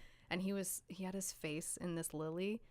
Like the guy looked like he was on bath salts. Like he was like in this flower and he knocked over the flower arrangement. He went back into the kitchen and was like, they kept escorting him out of the kitchen. Like he was hammered. And he started, I was trying just to mind my own business, but I'm sure he saw me kind of look at him like, oh my God, what is happening? And he started yelling at me from across the bar. Oh, wow. Fun. Like cursing at me. And I was looking around. I'm like, this guy cannot be talking to me right now. wait. Is he? Yeah. And he's like, no, you get the F over here, blah, blah, blah. And I was like, what is happening? I'm just trying to have my meal here and say hi to my friend. And this is insane. I later found out he owns a restaurant in town that's pretty successful. I won't say which one. Oh, so this is, I didn't know if this was like, oh, wow, okay, keep going. And in that moment, I was like, why? Everybody's allowed to get drunk occasionally and embarrass themselves, but you don't like harass someone like that at a restaurant. And like, why would I want to give my money to someone like that when there are so many amazing, deserving people who really care about the community and care about their customers and are working their asses off every day, never taking a day off to bring good food to the community? Like, why would I want to give my money to someone who's treating people like that? Right. And that was just one experience, and I hope that's the only time he ever got that drunk. But what happened? So he called you over there? Did you go over there? No, of course not. Okay, so he owns some restaurant. What was he so pissed off? Just because you looked at him, or did you say? I still don't know. I just tried to kind of mind my own business, and he was eventually escorted out of the restaurant. He came back a couple times. They kept escorting him out, and I don't know what happened after that. Wow. I was actually honestly afraid to walk to my car when I was leaving because I didn't know if he was still outside, and he was a bigger guy. He's very angry and could have easily, sure, abducted me. I don't know what his goal was. Done something kind of damage. Knocked me out. Something not fun. Least. Right. But I guess, there's no like moral of the story except for that. I realized in that moment, like, you don't always know who you're giving your money to. Right. And if you can find places, and I'm not saying you have to always eat local, but like if you can get to know the owners and you feel good about supporting them, and I feel better about spending my money that way. Yeah. It's just me. Yeah. It's so, like I said, I hunt, and there's something about eating an animal that you killed and butchered and did everything. You get something extra. You can't explain it. It is. Mm-hmm. And I think you can kind of you can't get that exactly, but you can get its cousin by eating at a local restaurant and building like a local family-owned restaurant, knowing that, hey, I'm getting something a little extra. I gave them money. They're giving me their hard-earned food that they love and their passion, and I give them the money, and it's also I'm supporting them. So you do get like this little extra oomph. Yeah. If you know what I mean. Yeah. Yeah. You ever killed an animal and eaten it before? I have not. Yeah? I have not. You should try. You interested? I don't think I can do it. No? No. Not even like a rabbit? Squirrel? Squirrel's delicious. Take a little 22 out there. I believe you. No, I don't. I've actually considered becoming vegan before for that reason. Like, I can't think about it. Yeah. I can't think about it. It's too close. I'm an animal lover. Say goodbye to sea-sig. Then that's the problem. Right? If she could make a vegetarian sisig that tasted that good, You I could can't. probably do You it. can't get rid of meat. Meat's just too delicious. Yeah. You know, we had a vegan restaurant on the podcast, Pirate's Bone, Yeah. and Saeed used to be a butcher. Oh yeah. Yeah, he was a butcher, and he became vegan 2 years ago for that reason. Well, one, for the environmental aspects, but also because he loves animals, and he just couldn't, in his mind, like, figure out, how do I love this animal that's running around and then eat it in a couple of hours, you know? If he wants to sit down for the podcast, and He would be a great guest. I will tell him why that makes sense to hunt, and why you can love these animals and still hunt and eat them. I would love to hear an episode with the two of you, because I feel like Oh yeah. it would be fascinating. Yeah. All right. I'll set it up. If he'll come on my lonely podcast, You might be vegan by the time he leaves. trust me, that guy's gonna have a pocket full of bacon when he leaves this place. He's opening a new restaurant in the Crossroads. That's going to be the hottest restaurant of 2019. Okay, what's it called? Pirate's Bone Burgers. Ooh, vegan burgers? They're vegan plant-based burgers. Do they call that Impossible Burger? So Is that what they call that? That's a brand, I think. That's like an actual brand. Oh. I could be wrong, but it'll be similar. Like, he'll have multiple kinds of patties that are all plant-based. Huh. And his food's delicious. Are they trying to taste like meat, or is this like, hey, this is an eggplant burger, it's supposed to taste like eggplant, it's not supposed to taste like beef or whatever? I wouldn't say he's trying to taste like meat per se, but I think it's more of like he's just making really good food. Okay. So that you don't think like, oh, I really wish this was a burger. I mean, isn't that the thing about the Impossible Burger, is you can't tell that it's not beef? Yeah. And I mean, I think there's a place for that, but I think it also is kind of limiting to a chef to say, like, try to make something taste like something else. Like, he's just making really delicious. No, I've got nothing against vegan food. Mm-hmm. I love vegetables. Yeah. Just like a steak next to it. Yeah. I think vegetarian restaurants make amazing food. I'm not against it. Yeah. And I think that's one thing that stuck with me about what he said is, like, if he can just get people to eat, like, even one day a week plant-based. And I think the problem with that is there's not a lot of great vegan options when you go out, you know? None that are really affordable. Yeah. And you know, it's so expensive to eat like that. Yeah. That's the biggest thing. And he's going to focus a lot on that. So, I mean, it's a burger counter kind of shop that'll be on Main in the Crossroads. They just signed the lease on their space. It'll be pretty casual, pretty affordable. They're also going to be doing some work in the community. So if you want to feed a homeless person in the Crossroads, you can actually go buy like a coin for, I think, cool. $8, and then they'll supplement the rest of it. Oh, dope. So that you can give a coin to someone in the neighborhood. So I that's love like it. affordable, accessible for everybody, and it's inclusive, and that's something he really cares about too. So I think I'll probably never become vegan. I love food too much. Sorry, Saeed, but I love that I could go somewhere and feel like I'm not missing out on something. Right. You know? And doing good for the neighborhood too. All right. Well, let's set it up. Get him on my podcast. Yeah. Turn him into a hunter. I'll have him hanging in a tree before long with a bow in his hand. So New York was one of your spots you were kicking around. What were a couple of the other cities you're thinking? Maybe Chicago, since that's another big market. I think like Chicago and Houston. I mean, I lived in LA for 12 years, so that's always kind of an obvious choice because I know that community pretty well. Right. I'm really fascinated in some of these smaller cities like Grand Rapids, Michigan. Like, what's going on there? Grand Rapids. You know? Grand Rapids is great. I've never been. It's great. My parents live there. Oh, really?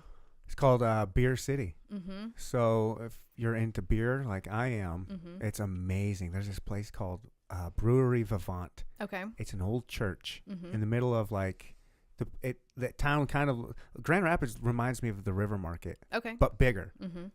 And it's just this old like cathedral type looking church with the stained glass, and they got like the old wooden pews and the bars up where the preacher would be, and they have amazing beer, just sours, saisons, French styles. It's just amazing. And their food, my dad was like, "Oh, you got to get the duck nachos." Mm-hmm.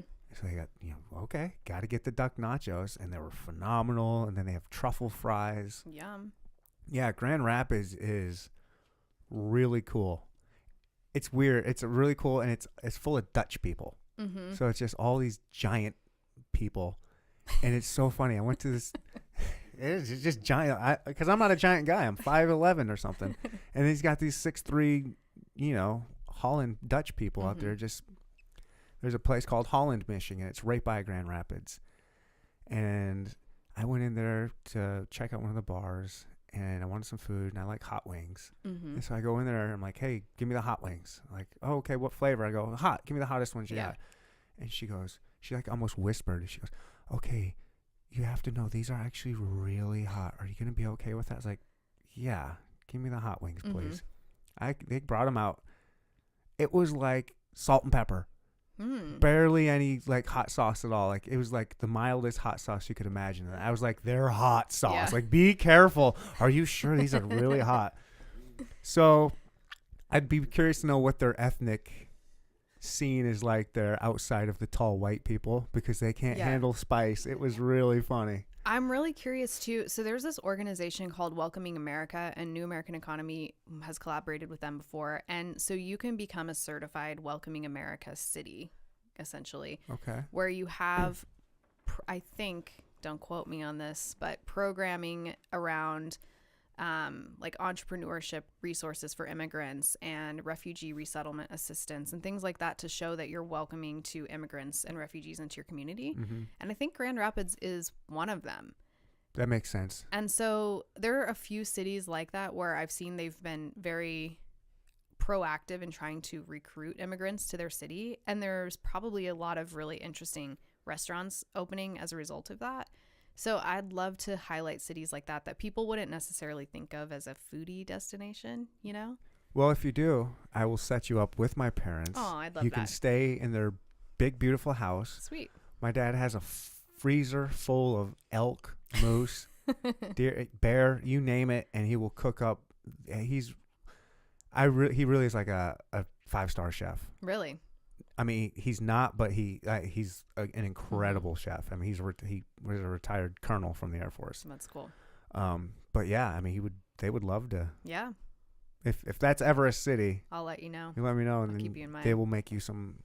You can put them on the podcast about the amazing elk steak that you had with fresh caught pike on the side.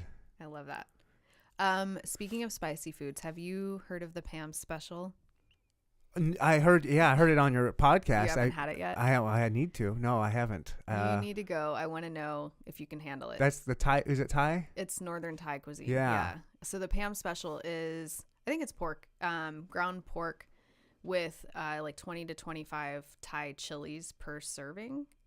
And I've made my way through about a third of it. And it wasn't that I couldn't eat it anymore. It was just more of like, I'm going to regret eating any more of this. So I'm curious. But my stepdad, he's the guy that will go to Buffalo Wild Wings and get the blazing, whatever the top one is. Wild or blazing, I forget which it is. I get those. And he eats that for fun. Like, it's not to be like funny. Right. Like, he actually wants to eat that. Oh, they're good. Yeah. So, and he's taken down a whole Pam special, and he didn't seem fazed by it. So I'm getting older in my old age. Yeah.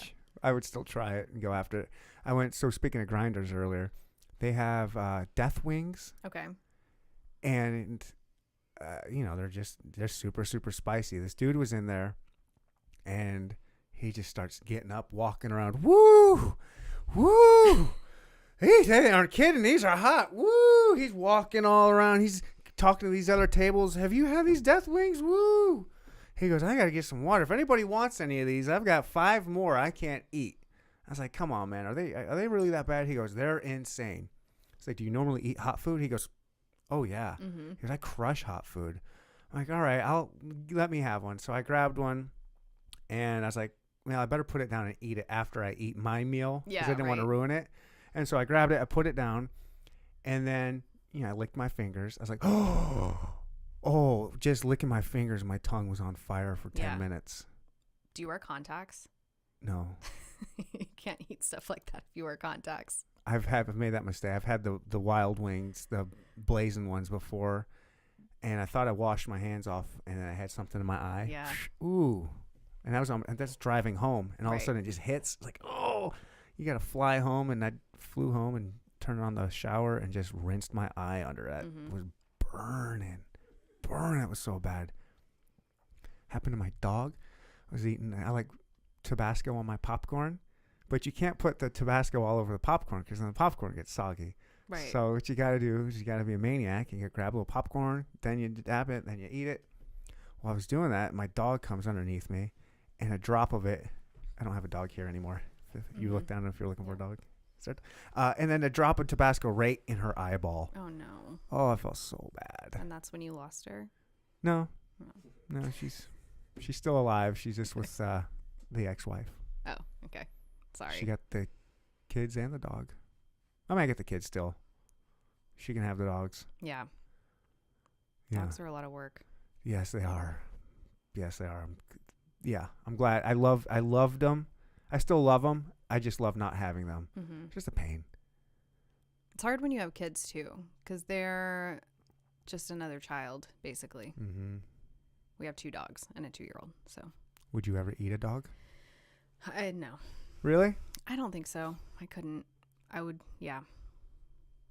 Okay. That's where I have to draw the line. I didn't know if maybe you do Open Belly season 12 in Shanghai, and there's like this.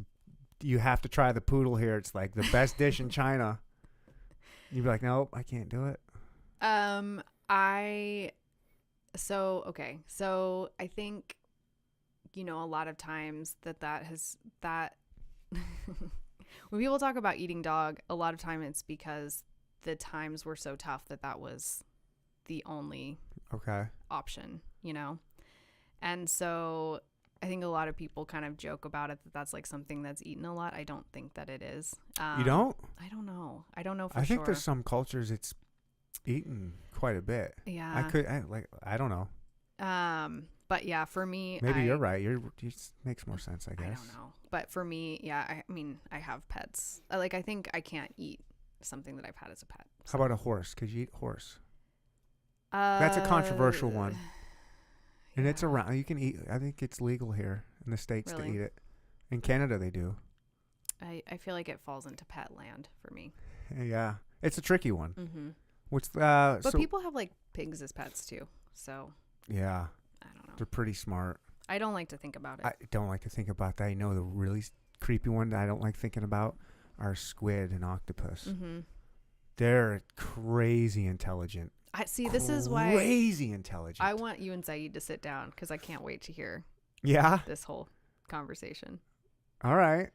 He'll start going into, if he's receptive to it, I mean, yeah, I'll have him on. I'd love to. He'll talk to you about how the 15 seconds that you enjoyed, biting into that pig,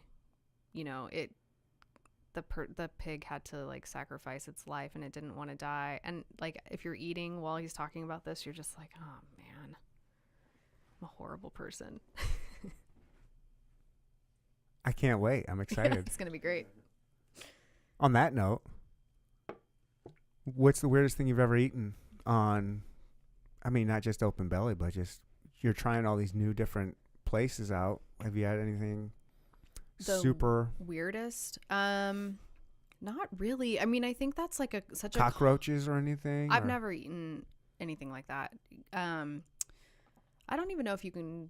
I'm sure there's somewhere in Kansas City you could get that. But so for me, like one of the things with the podcast that I really wanted to emphasize is that I think so many people watch like Andrew Zimmern's like bizarre foods, right, and they're like, oh, he's eating a cricket, it's so disgusting, da da da. And I didn't want to really focus on that aspect of exploring food. Yeah. Because for me, it was like to show people that we all eat pretty much the same stuff, and there's not so many differences between cultures as people think. Like almost every culture eats rice, like some sort of something with rice, Mm-hmm. And I think people are like, oh, I'm not afraid. This is one thing I noticed. So Ethiopian food, a lot of people are afraid to eat Ethiopian food because you don't use silverware and you an make injera, yeah, injera, whatever. Yeah, you like tear a piece of the injera and like wrap it with the food and eat it. And people are like, oh, I can't do that. That's so weird. Like, why don't they use silverware? But then they'll go to Mission Taco. Poor Mission Tacos, just getting blasted on this podcast. But they'll go to Mission Taco. They'll literally eat a taco, a tortilla with meat inside of it with their hands. With it falling all out, and they'll still stuff it back in there or pick it. Yeah, and that's not weird to them. So I think it's just this matter of perception of like something that's new to you. But I wanted to really show how a lot of the foods that we eat are very similar, and that it's not so scary. So I haven't focused on crickets or anything like that. I don't feel like anything I've eaten has been really that weird. I mean, I guess the pig ear and the sisig would be weird for some people. Sure. But, you know, it's all food. It is all food. I'm so hungry. I didn't eat breakfast this morning. I should have brought you guys something. That was my bad. I don't ever expect anybody to bring me anything. I was so glad that you showed up. Because you never know. At least with a podcast like mine, I just hope. You have a lot of no-shows? No. But I'm so worried that someone's not going to show up. Because it's just like maybe they changed their mind. Like, oh, I'm not going to go to this guy's studio and do a podcast. I don't feel like it today. Yeah. Because a lot of times I schedule them out. You know, you've been scheduled for several weeks. Yeah. Something like that. So even just like I always like the week before or a few days before, I'm like, hey, making sure you're still coming on. Yeah. It's just, I don't know if it's insecurity or what, but it's just because I have not a lot riding on it really, but it's just, you know, I have hopes and expectations that my guest shows up and is here. Right. So I can get this out every single week. For sure. Yeah. And you're doing it. I've been doing it. Yeah. Gonna keep doing it. It's hard. I mean, I think the consistency part is really hard. So that's something you should be really proud of. Yeah. Yeah, it is. I think that's the most important thing for, if you want to say content creators. It is consistency. Your people have to know. They have to trust you. Yeah. They have to trust, hey, Ryan's going to put out a new episode this Monday. Like if you start slipping here and there and then it backs up, people just lose focus and like, oh, he's not consistent. Why am I going to show up? I don't know if it's new. I don't know. Right. Do you worry about that with taking a break between the first and second season at all? I do.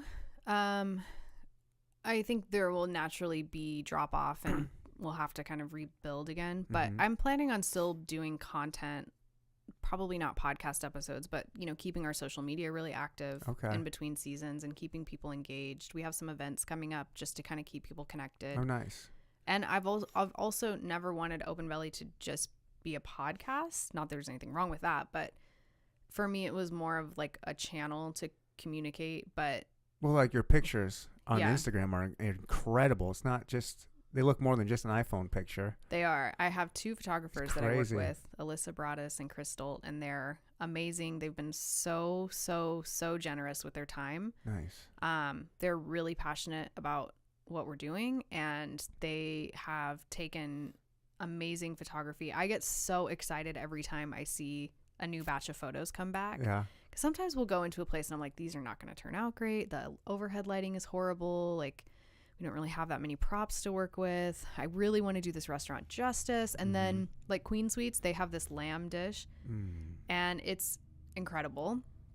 And I remember when I opened the photo that Chris took of this lamb dish, I was like, oh, the train. I'm supposed to ignore it? A professional would. I'm not professional. Good. Neither am I. That's why I pointed it out. I am. Look, I should have warned you beforehand. I do live on the other side of the tracks. Here you are. Yep. Here I am. But you go down to Troost, so it's all good. Yeah. My I really like that statement. It's close to my heart, I suppose. My mom, let me finish the lamb dish and then I'll get into that. Please. Sorry. Lamb dish. The photo he took was amazing. It looks like it could have come out of like Farina or Crossroads Hotel or, you know, Novel, Rieger, wherever, you name it. Like this dish belongs on a menu at any of those restaurants. And the photo that Chris took, and it's not like he put some crazy Photoshop work to make it look better than it looks in real life, but he just gave it the respect that it deserved as a dish, and I love that dish. So I felt like it was important to work with photographers like that. It's incredible. Like your website or I haven't checked out your website, but the Instagram is, I love it. Thanks. Nice to see all those pictures. I think the website looks good. I mean, I do that for a living, so I hope it looks good. I worked with a local illustrator, like I mentioned, Frank Norton. He works for Boulevard, doing packaging design for them. Oh, and cool. He works with a lot of other brands around town too. And in Springfield, he does a lot of work. He's amazing. And he really added a lot of, I guess, vibrancy to the brand. Okay. And I love all the work he did. So you should check out the website because and the printed guide too that he did is amazing. So I just felt like for me, it was fun to work with people like that. But also I wanted people to get excited about what we were doing. And I think it was important to show that. Yeah. Yeah, I just talked, like I said, I had the Kansas City people in here, and they had a pretty big podcast themselves, and they just quit. Just, boom, we quit. That's why I wanted them on, was one of the reasons. But in talking to them, and then talking to you, I just realized how much I have to learn about this whole podcast game. We all do. I don't have it figured out. It seems like you've got it way more figured out than I do. I love it. I haven't finished. I listened to all of your episodes. Thank you. I haven't finished the last one yet. I'm about 15 minutes in. Mm-hmm. Yeah. It's not. Yeah. Go ahead with your train story or whatever. The train interrupted. Yeah, that statement always. Which statement? Your statement of I live on the other side of the track. So, my mom, she grew up in a trailer park, and my dad in Hutchinson, the city was really divided by the train tracks. He grew up on the south side of the tracks, and my parents worked so hard. They both worked for the post office. They still work for the post office now. I work for the post office. Did you? I do. Oh, you do? I do. Wait, what do you do for them? I'm a rural carrier. Yeah. It's hard work, right? Yeah. They're lifers. I mean, my dad will retire. Actually, both of them will retire next year. Oh, nice. But they worked so hard and neither of them went to college. They worked so hard to give my sister and I a better life, and to have enough money to move into an area with a good school district to try to give us every opportunity they could. And I saw how hard they worked, and I'm not at all trying to compare my life, which was more privileged than a lot of people, to an immigrant's journey. But I see, I guess I just relate to that kind of underdog story of you can make your life whatever you want it to be. And I'm not saying that it's easy, especially for people of color and immigrants that don't have a lot of the same privilege that I have as a white person, and I had an opportunity to go to college and all those things. But I don't know, I just feel like that part of the story really connects with me because I saw how hard my parents work, and I see how hard so many of the chefs and restaurant owners that I've met are working, and it reminds me a lot of the sacrifices that my parents made for us, so yeah. Life's all about sacrifices. If you want it to be, if you want anything done that you want, you have to make sacrifices. Yeah. And you can say all the things you want. You can say what you want all you will, but if you're not going to work hard and actually do it, it's not going to happen. You just have to work hard, and it sucks. It's not easy, no matter what you are. Yeah. I didn't know you worked for the post office. That's crazy. Yeah. I'm a mailman. I love it. Yeah. I loved it too until Amazon took a crap all over us and said, here's all of our packages now. Yeah. And I'm not going to go on a post office bashing spree. I could do that, but I've heard it all my life. I bet. What do they do? So my mom is a postmaster in McPherson, Kansas. Okay. And my dad was a letter carrier for years, and then he became what is it called? It's basically a postmaster, but of a smaller office, like the manager of that office, basically. And then he actually station manager or something? Yes, exactly. He left for a period of time, and now he just is starting again. Wow. So now he's going to be working on more of the mechanic side. Oh. Yeah. So my dad... That's the job to get. He grew up working on cars. He was a race car driver cool. many years. Yeah. They probably do a lot of that stuff out there in those towns like that. Yeah. Hutchinson. I feel like I've been to Hutchinson before. Mm-hmm. I feel like I've hunted there, birds or something. Probably. He grew up, so his dad always played soccer there, maybe. Anyways. Yeah, his dad was like the flag guy at the racetrack. Okay. So my dad like grew up going to the racetrack, and that was all he ever wanted to be, was a race car driver. And he did it for many years, and then he kind of, as he got older, gave it up. He kind of picked it up again, but he's always just been really interested in cars. So I think he's very happy to not be out on a route, but just working on the vehicles. No, that's a job a lot of people go after. Mm-hmm. That seems like a good gig in the post office. There's a few sweet gigs to get. Yeah. Yeah, I've got our janitor in my post office. Is all he does is sleep. It's unbelievable. I mean, he shows up early, gets overtime, and you go back to his office, and his legs are literally kicked up, his arms are behind his head, and he's got his radio on, and you're just like, what you guys up to today? I think maybe I'll sweep here in a couple hours. It's a government job, baby. It's the golden bowl, as Daryl from Waldo Ty called it. Yep. The golden bowl. Yep. But yeah, I mean, I think that, it's a hard job. It's funny that you mentioned the janitor, because I feel like every office my parents have ever worked in, the janitor always had some funny, weird backstory, or was like the jokester of the office. And like that seemed, we should do a podcast just interviewing janitors at the post office. How incredible would that be? I'm down. What would we call it? Well, I've always wanted to do a podcast called The Uninfluencer, and just interview just people, like people that don't have any Instagram followers, people that don't necessarily, they're not trying to hawk anything. I wanted to too, and I did. It's called Neandertalk Podcast. But just like people that they're just living life. Like, right. There's something I think really admirable about that. Like, you're just living life, like making the most of life. Like, you're showing up to your work every day and just making the best of it, and go home happy. And I don't know. I'm kind of jealous of that a little bit, I think. Yeah. Yeah, actually, there was this other guy I had on the podcast, episode, I don't know, his name's Curtis, Extreme Adventurer D is the title of the episode. And he's a postal employee too. Mm-hmm. He's a really interesting fella, like just living life. He's a real Jack Kerouac type fella. Mm-hmm. Like he basically lives in a van, like those really nice Sprinter type vans. Yeah. He's got it decked out, got a bed in there, he's got a sink in there, cool floors, just a little tiny thing that he calls a garage. And he just lives out of that, and he rock climbs and snowboards. Wow. And just, that's what he's in really good shape. He eats clean and healthy. And he's basically says like, hey, I don't want to wait till I retire to do the things that I can do now with my body. Yeah. He goes, I want to go live life now.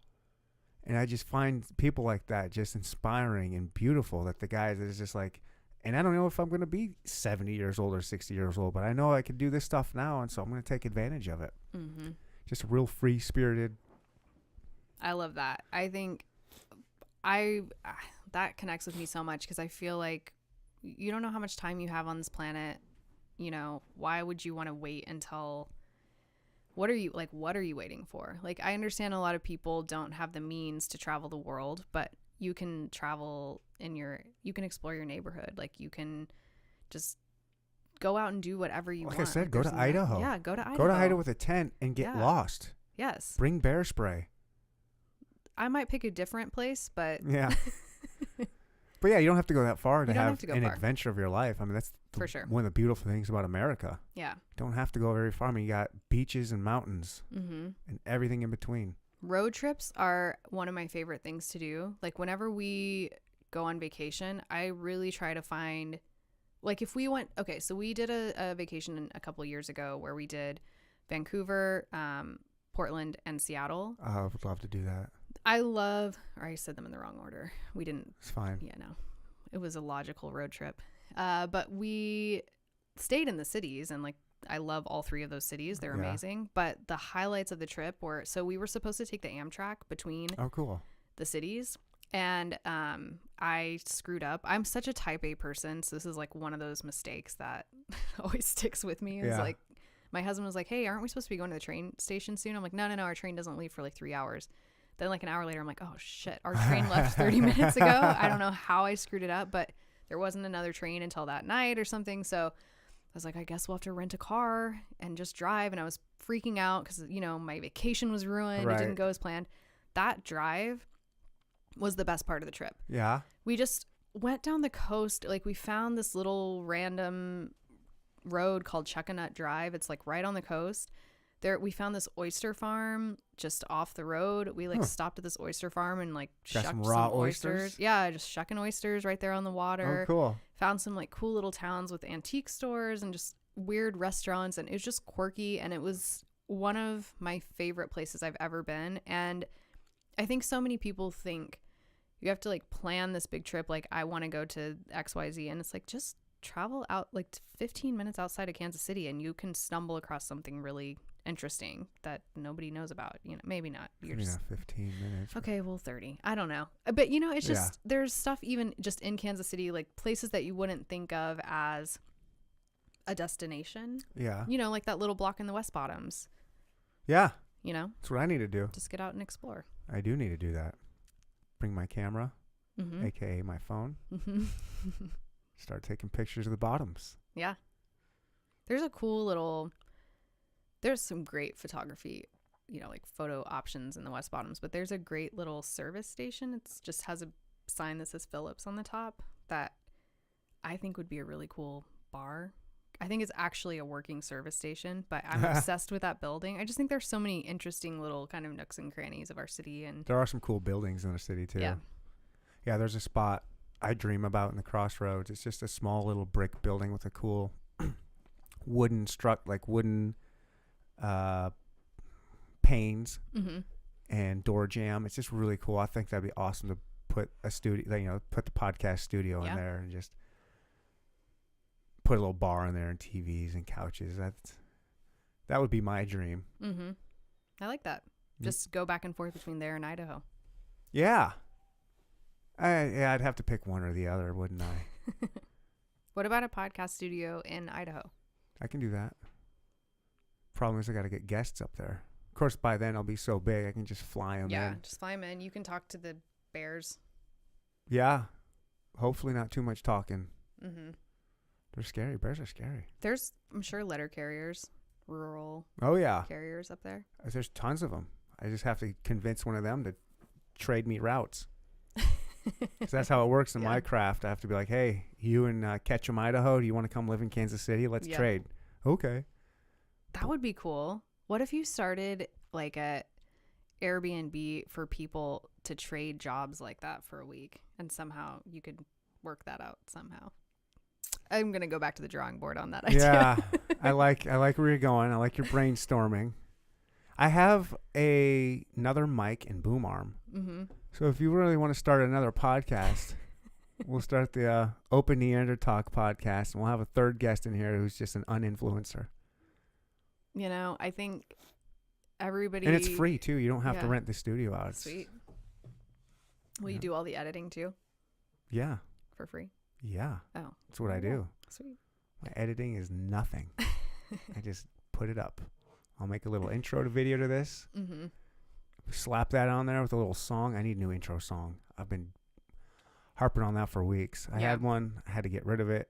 And now I'm looking for a new one. So if you know anybody interested in making podcast jingles. What can you like give me a little riff of what's in your brain? Nothing's in my brain. I'm not artistic like that. Just, hey, somebody, make a song with the word Neandertalk podcast in it. Or not. Yeah, that's what I'm looking for. Okay. I don't care. Put out some feelers. Yeah. That'd be cool. I'm sure we can find somebody. Yeah. You can. You've got the pull. I don't. I have 6 reviews on my iTunes. That's pretty good. No. I feel like you're beating yourself up so hard, but... No, I'm beating my listeners up. Listen, guys, get out there and make me a freaking iTunes review. Yeah. I have 6. Make it as weird as possible. I'll do one right after this. Yeah. That's what I need to start doing, Robin. I need to start having people come in here as my guests, make a review. I should do it before the podcast starts so I read it. Make sure. So we have, I think, around 75 reviews, and all of them are 5 stars except for one is just a 1 star with no comment. Oh, man. But I'm pretty sure it has to be my grandma who just like hit the Doesn't wrong know. button or something. I don't like, who would do that? Do people leave you bad reviews? Not yet. I Yeah. welcome it. Yeah. I mean, I'm all Give open me for feedback. Yeah. Give me 1-star reviews and say how bad I stink. If you leave a 1-star review, I think you at least need to explain yourself. You can't just leave a 1-star review with no comment. Right. And I don't want anything in between. I want a 1 or a 5. Mm-hmm. Don't give me a 3. Yeah. 1 or a 5. There it is. It's me pimping my show some more. What do you want to get out of this? Out of what? You and me? No, the podcast. In general? Yeah. Or your life. I'm already getting out of it. I'm passionate about podcasts. Mm-hmm. I've been listening to them for, I don't know, 12, 13 years or so. I've been listening to them a long time. And I love them. Mm-hmm. I just love them. I'm a mailman, right? So I love Yeah. listening to mail. I love listening to podcasts all day. And I just wanted to do it. There's a long story. I was just in a dark place in my life, and this Mhm. was just something to help bring me out of that. Yeah. And it keeps me focused and gives me something to do and to work on and to better myself. And to really, again, it's just passion. Like before we even started, I was like, I love my Sundays because Mhm. this is what I do on Sunday. I get to do a podcast every Sunday, and it's just, I love it. I love getting different people in here and just doing this. Yeah. This is what I love. Yeah. And to get out of it, I want it to be bigger. Of course, I think it's a good podcast. That's my biased opinion. But there are times when I'm like, I don't edit, but I listen to a little bit just to figure out what I'm going to do with certain parts, like where I'm going to, whatever. And I'll catch myself listening to it. Like, Mhm. oh, I've been listening to this for 30 minutes. Holy cow. Like, this is actually, because I don't always remember every aspect of my conversations. Yeah, of course. And if I listen to something from like a month or 2 months ago, I'm like, oh, wait, where's he or she going with this? Oh, I want to hear where this story goes. Mhm. And so I think it's a good podcast. And I'd like it to get bigger. Mhm. I don't care if it doesn't. Like I've said a million times, I don't care if 2 people listen or 2 million. Mhm. I'm still going to do it, and I'm Yeah. still going to enjoy it.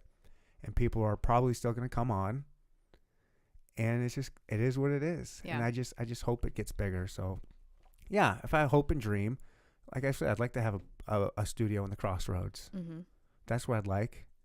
I don't know how realistic that is, but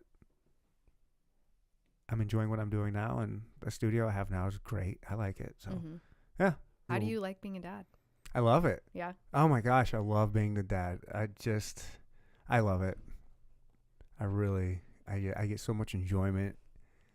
My kids are they're fun. They're so amazing. They're smart. They're funny. They're great to be around. Like, what's not to love about 2 little things that just light up whenever you see them? Mhm. And they just, Daddy, they just want to spend time with you and be with you and learn from you. And you learn so much from them. It's not for everybody. It's hard. I mean, that's the easy, nice, fun stuff. It's Yeah. really hard.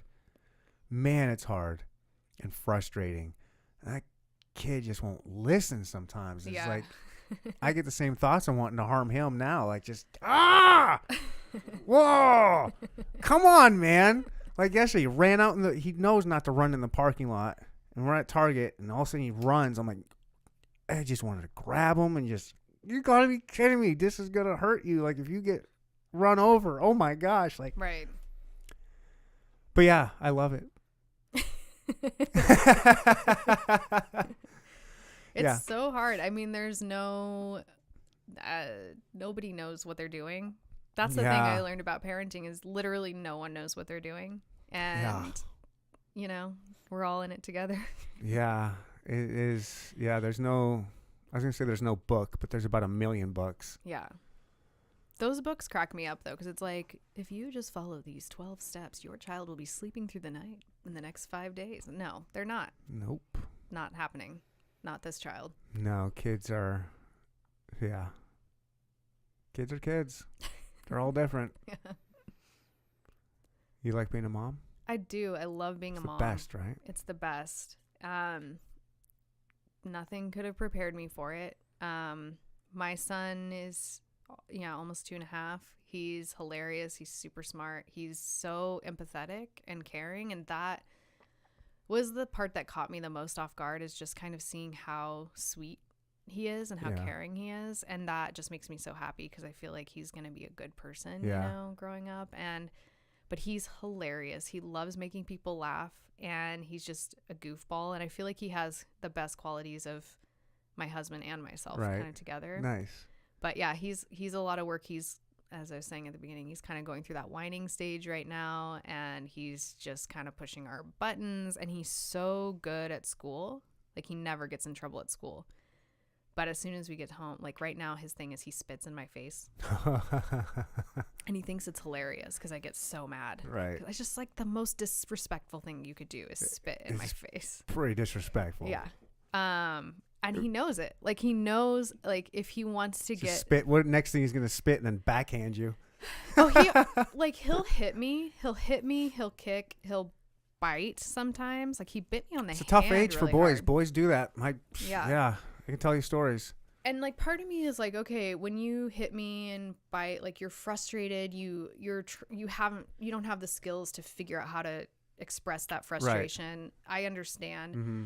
But the spitting, like, I understand it's the same thing, but for some reason the spitting just, I'm like, dude, do not spit on me right now. Do you realize, like, how many months I carried you in my body and like took care of you? And that is so disrespectful.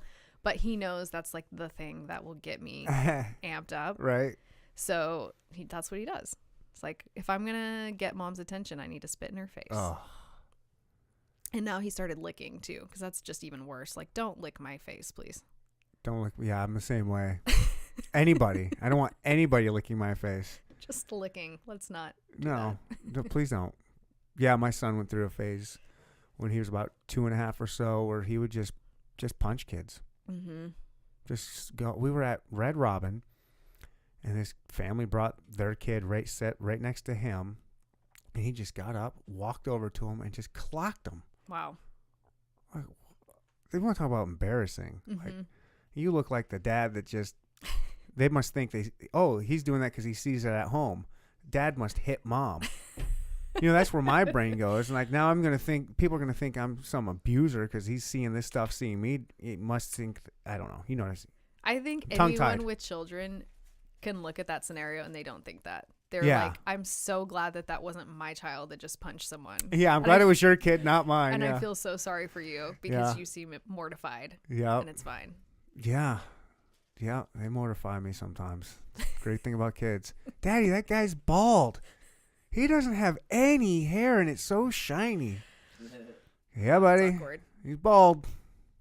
He's rocking it though. He looks good. Some people can go bald and look good, right, buddy? Mm-hmm. Yeah. I try to spin stuff as positive for everybody I can. Unless you piss me off. Then you're going down. Yeah. Oh yeah. I got told I'm the nicest asshole they've ever met by a couple people recently, and I said that's probably accurate. Pretty nice. Until I'm not. Mm-hmm. I just try to be nice all the time. Well, I'm gonna be sure to leave you a 5-star review then. Yes. No, it takes a lot. It takes a lot for the asshole to come out in me. It takes a lot. Well, on that note, how about this? We'll wrap it up here. Okay. This is your time to just pimp Open Belly or any restaurants, whatever. This is your time to shine. Yeah. I would just encourage people to listen to the podcast. Me too. I do all the time. Thank you.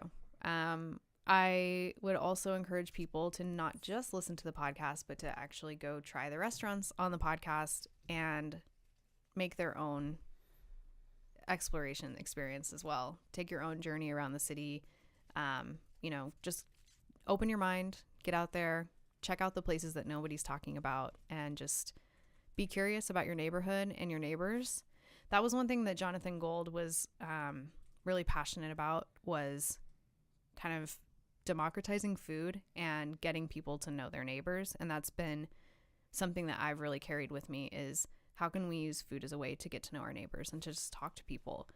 And I think that's something that's kind of lacking in American culture that I see in a lot of the other cultures that I've been introduced to through this journey, is that we're not very good neighbors. Especially in cities. Mm-hmm. When there's more of us around, we get worse at being good neighbors. We're not.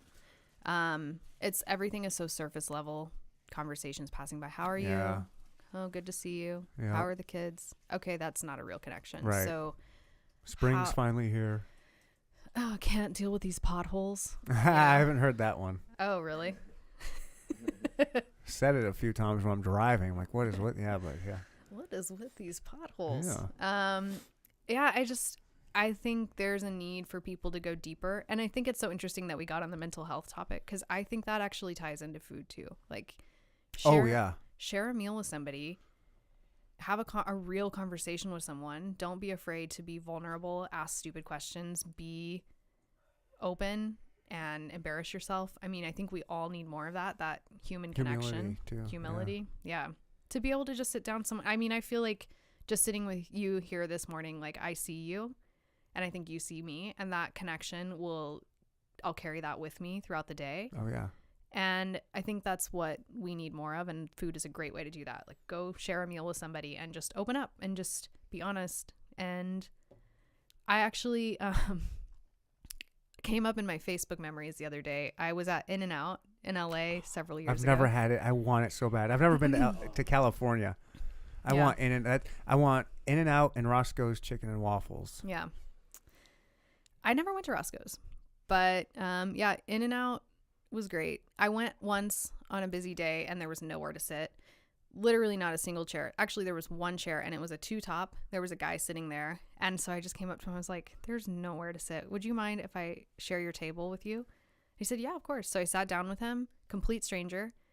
And I kind of expected him just to kind of look at his phone or whatever, but he started talking to me. Oh, wow. And by the end of our 30-minute lunch, we knew so much about each other, and we were encouraging each other to kind of pursue the passions that we started talking about, like, what do you want to do? What do you do for work? What do you want to do? What would you rather be doing? Right. And just kind of encouraging each other. And I left, and I've never forgotten that guy. And I just felt like such a simple way just to share a quick meal with someone. It doesn't matter what the food is, but to share a meal with someone and just go a little bit deeper than those surface level conversations. And there's something about that shared experience that you can take with you. And I think we just need a little more of that.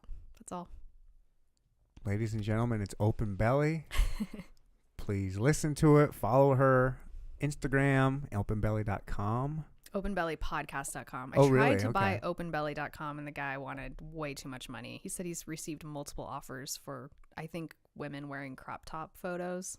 I was like, Open Belly, huh? Yeah. Like, I can't imagine that domain is in such high demand, sir. And then you think about that, and then like, oh, maybe it is. But yeah, it's openbellypodcast.com, but on social media, we're at openbelly. I love it. I love your podcast. I love that you came in here and did mine. I can't believe it. Again, you're a professional. You're going big places. I can't wait for season 2. Thank you. I really appreciate you having me in here and listening to me ramble on. This was amazing. This was amazing. That's it, everybody. Peace out. We're out of here. Eat some food. Hit that button, homeboy.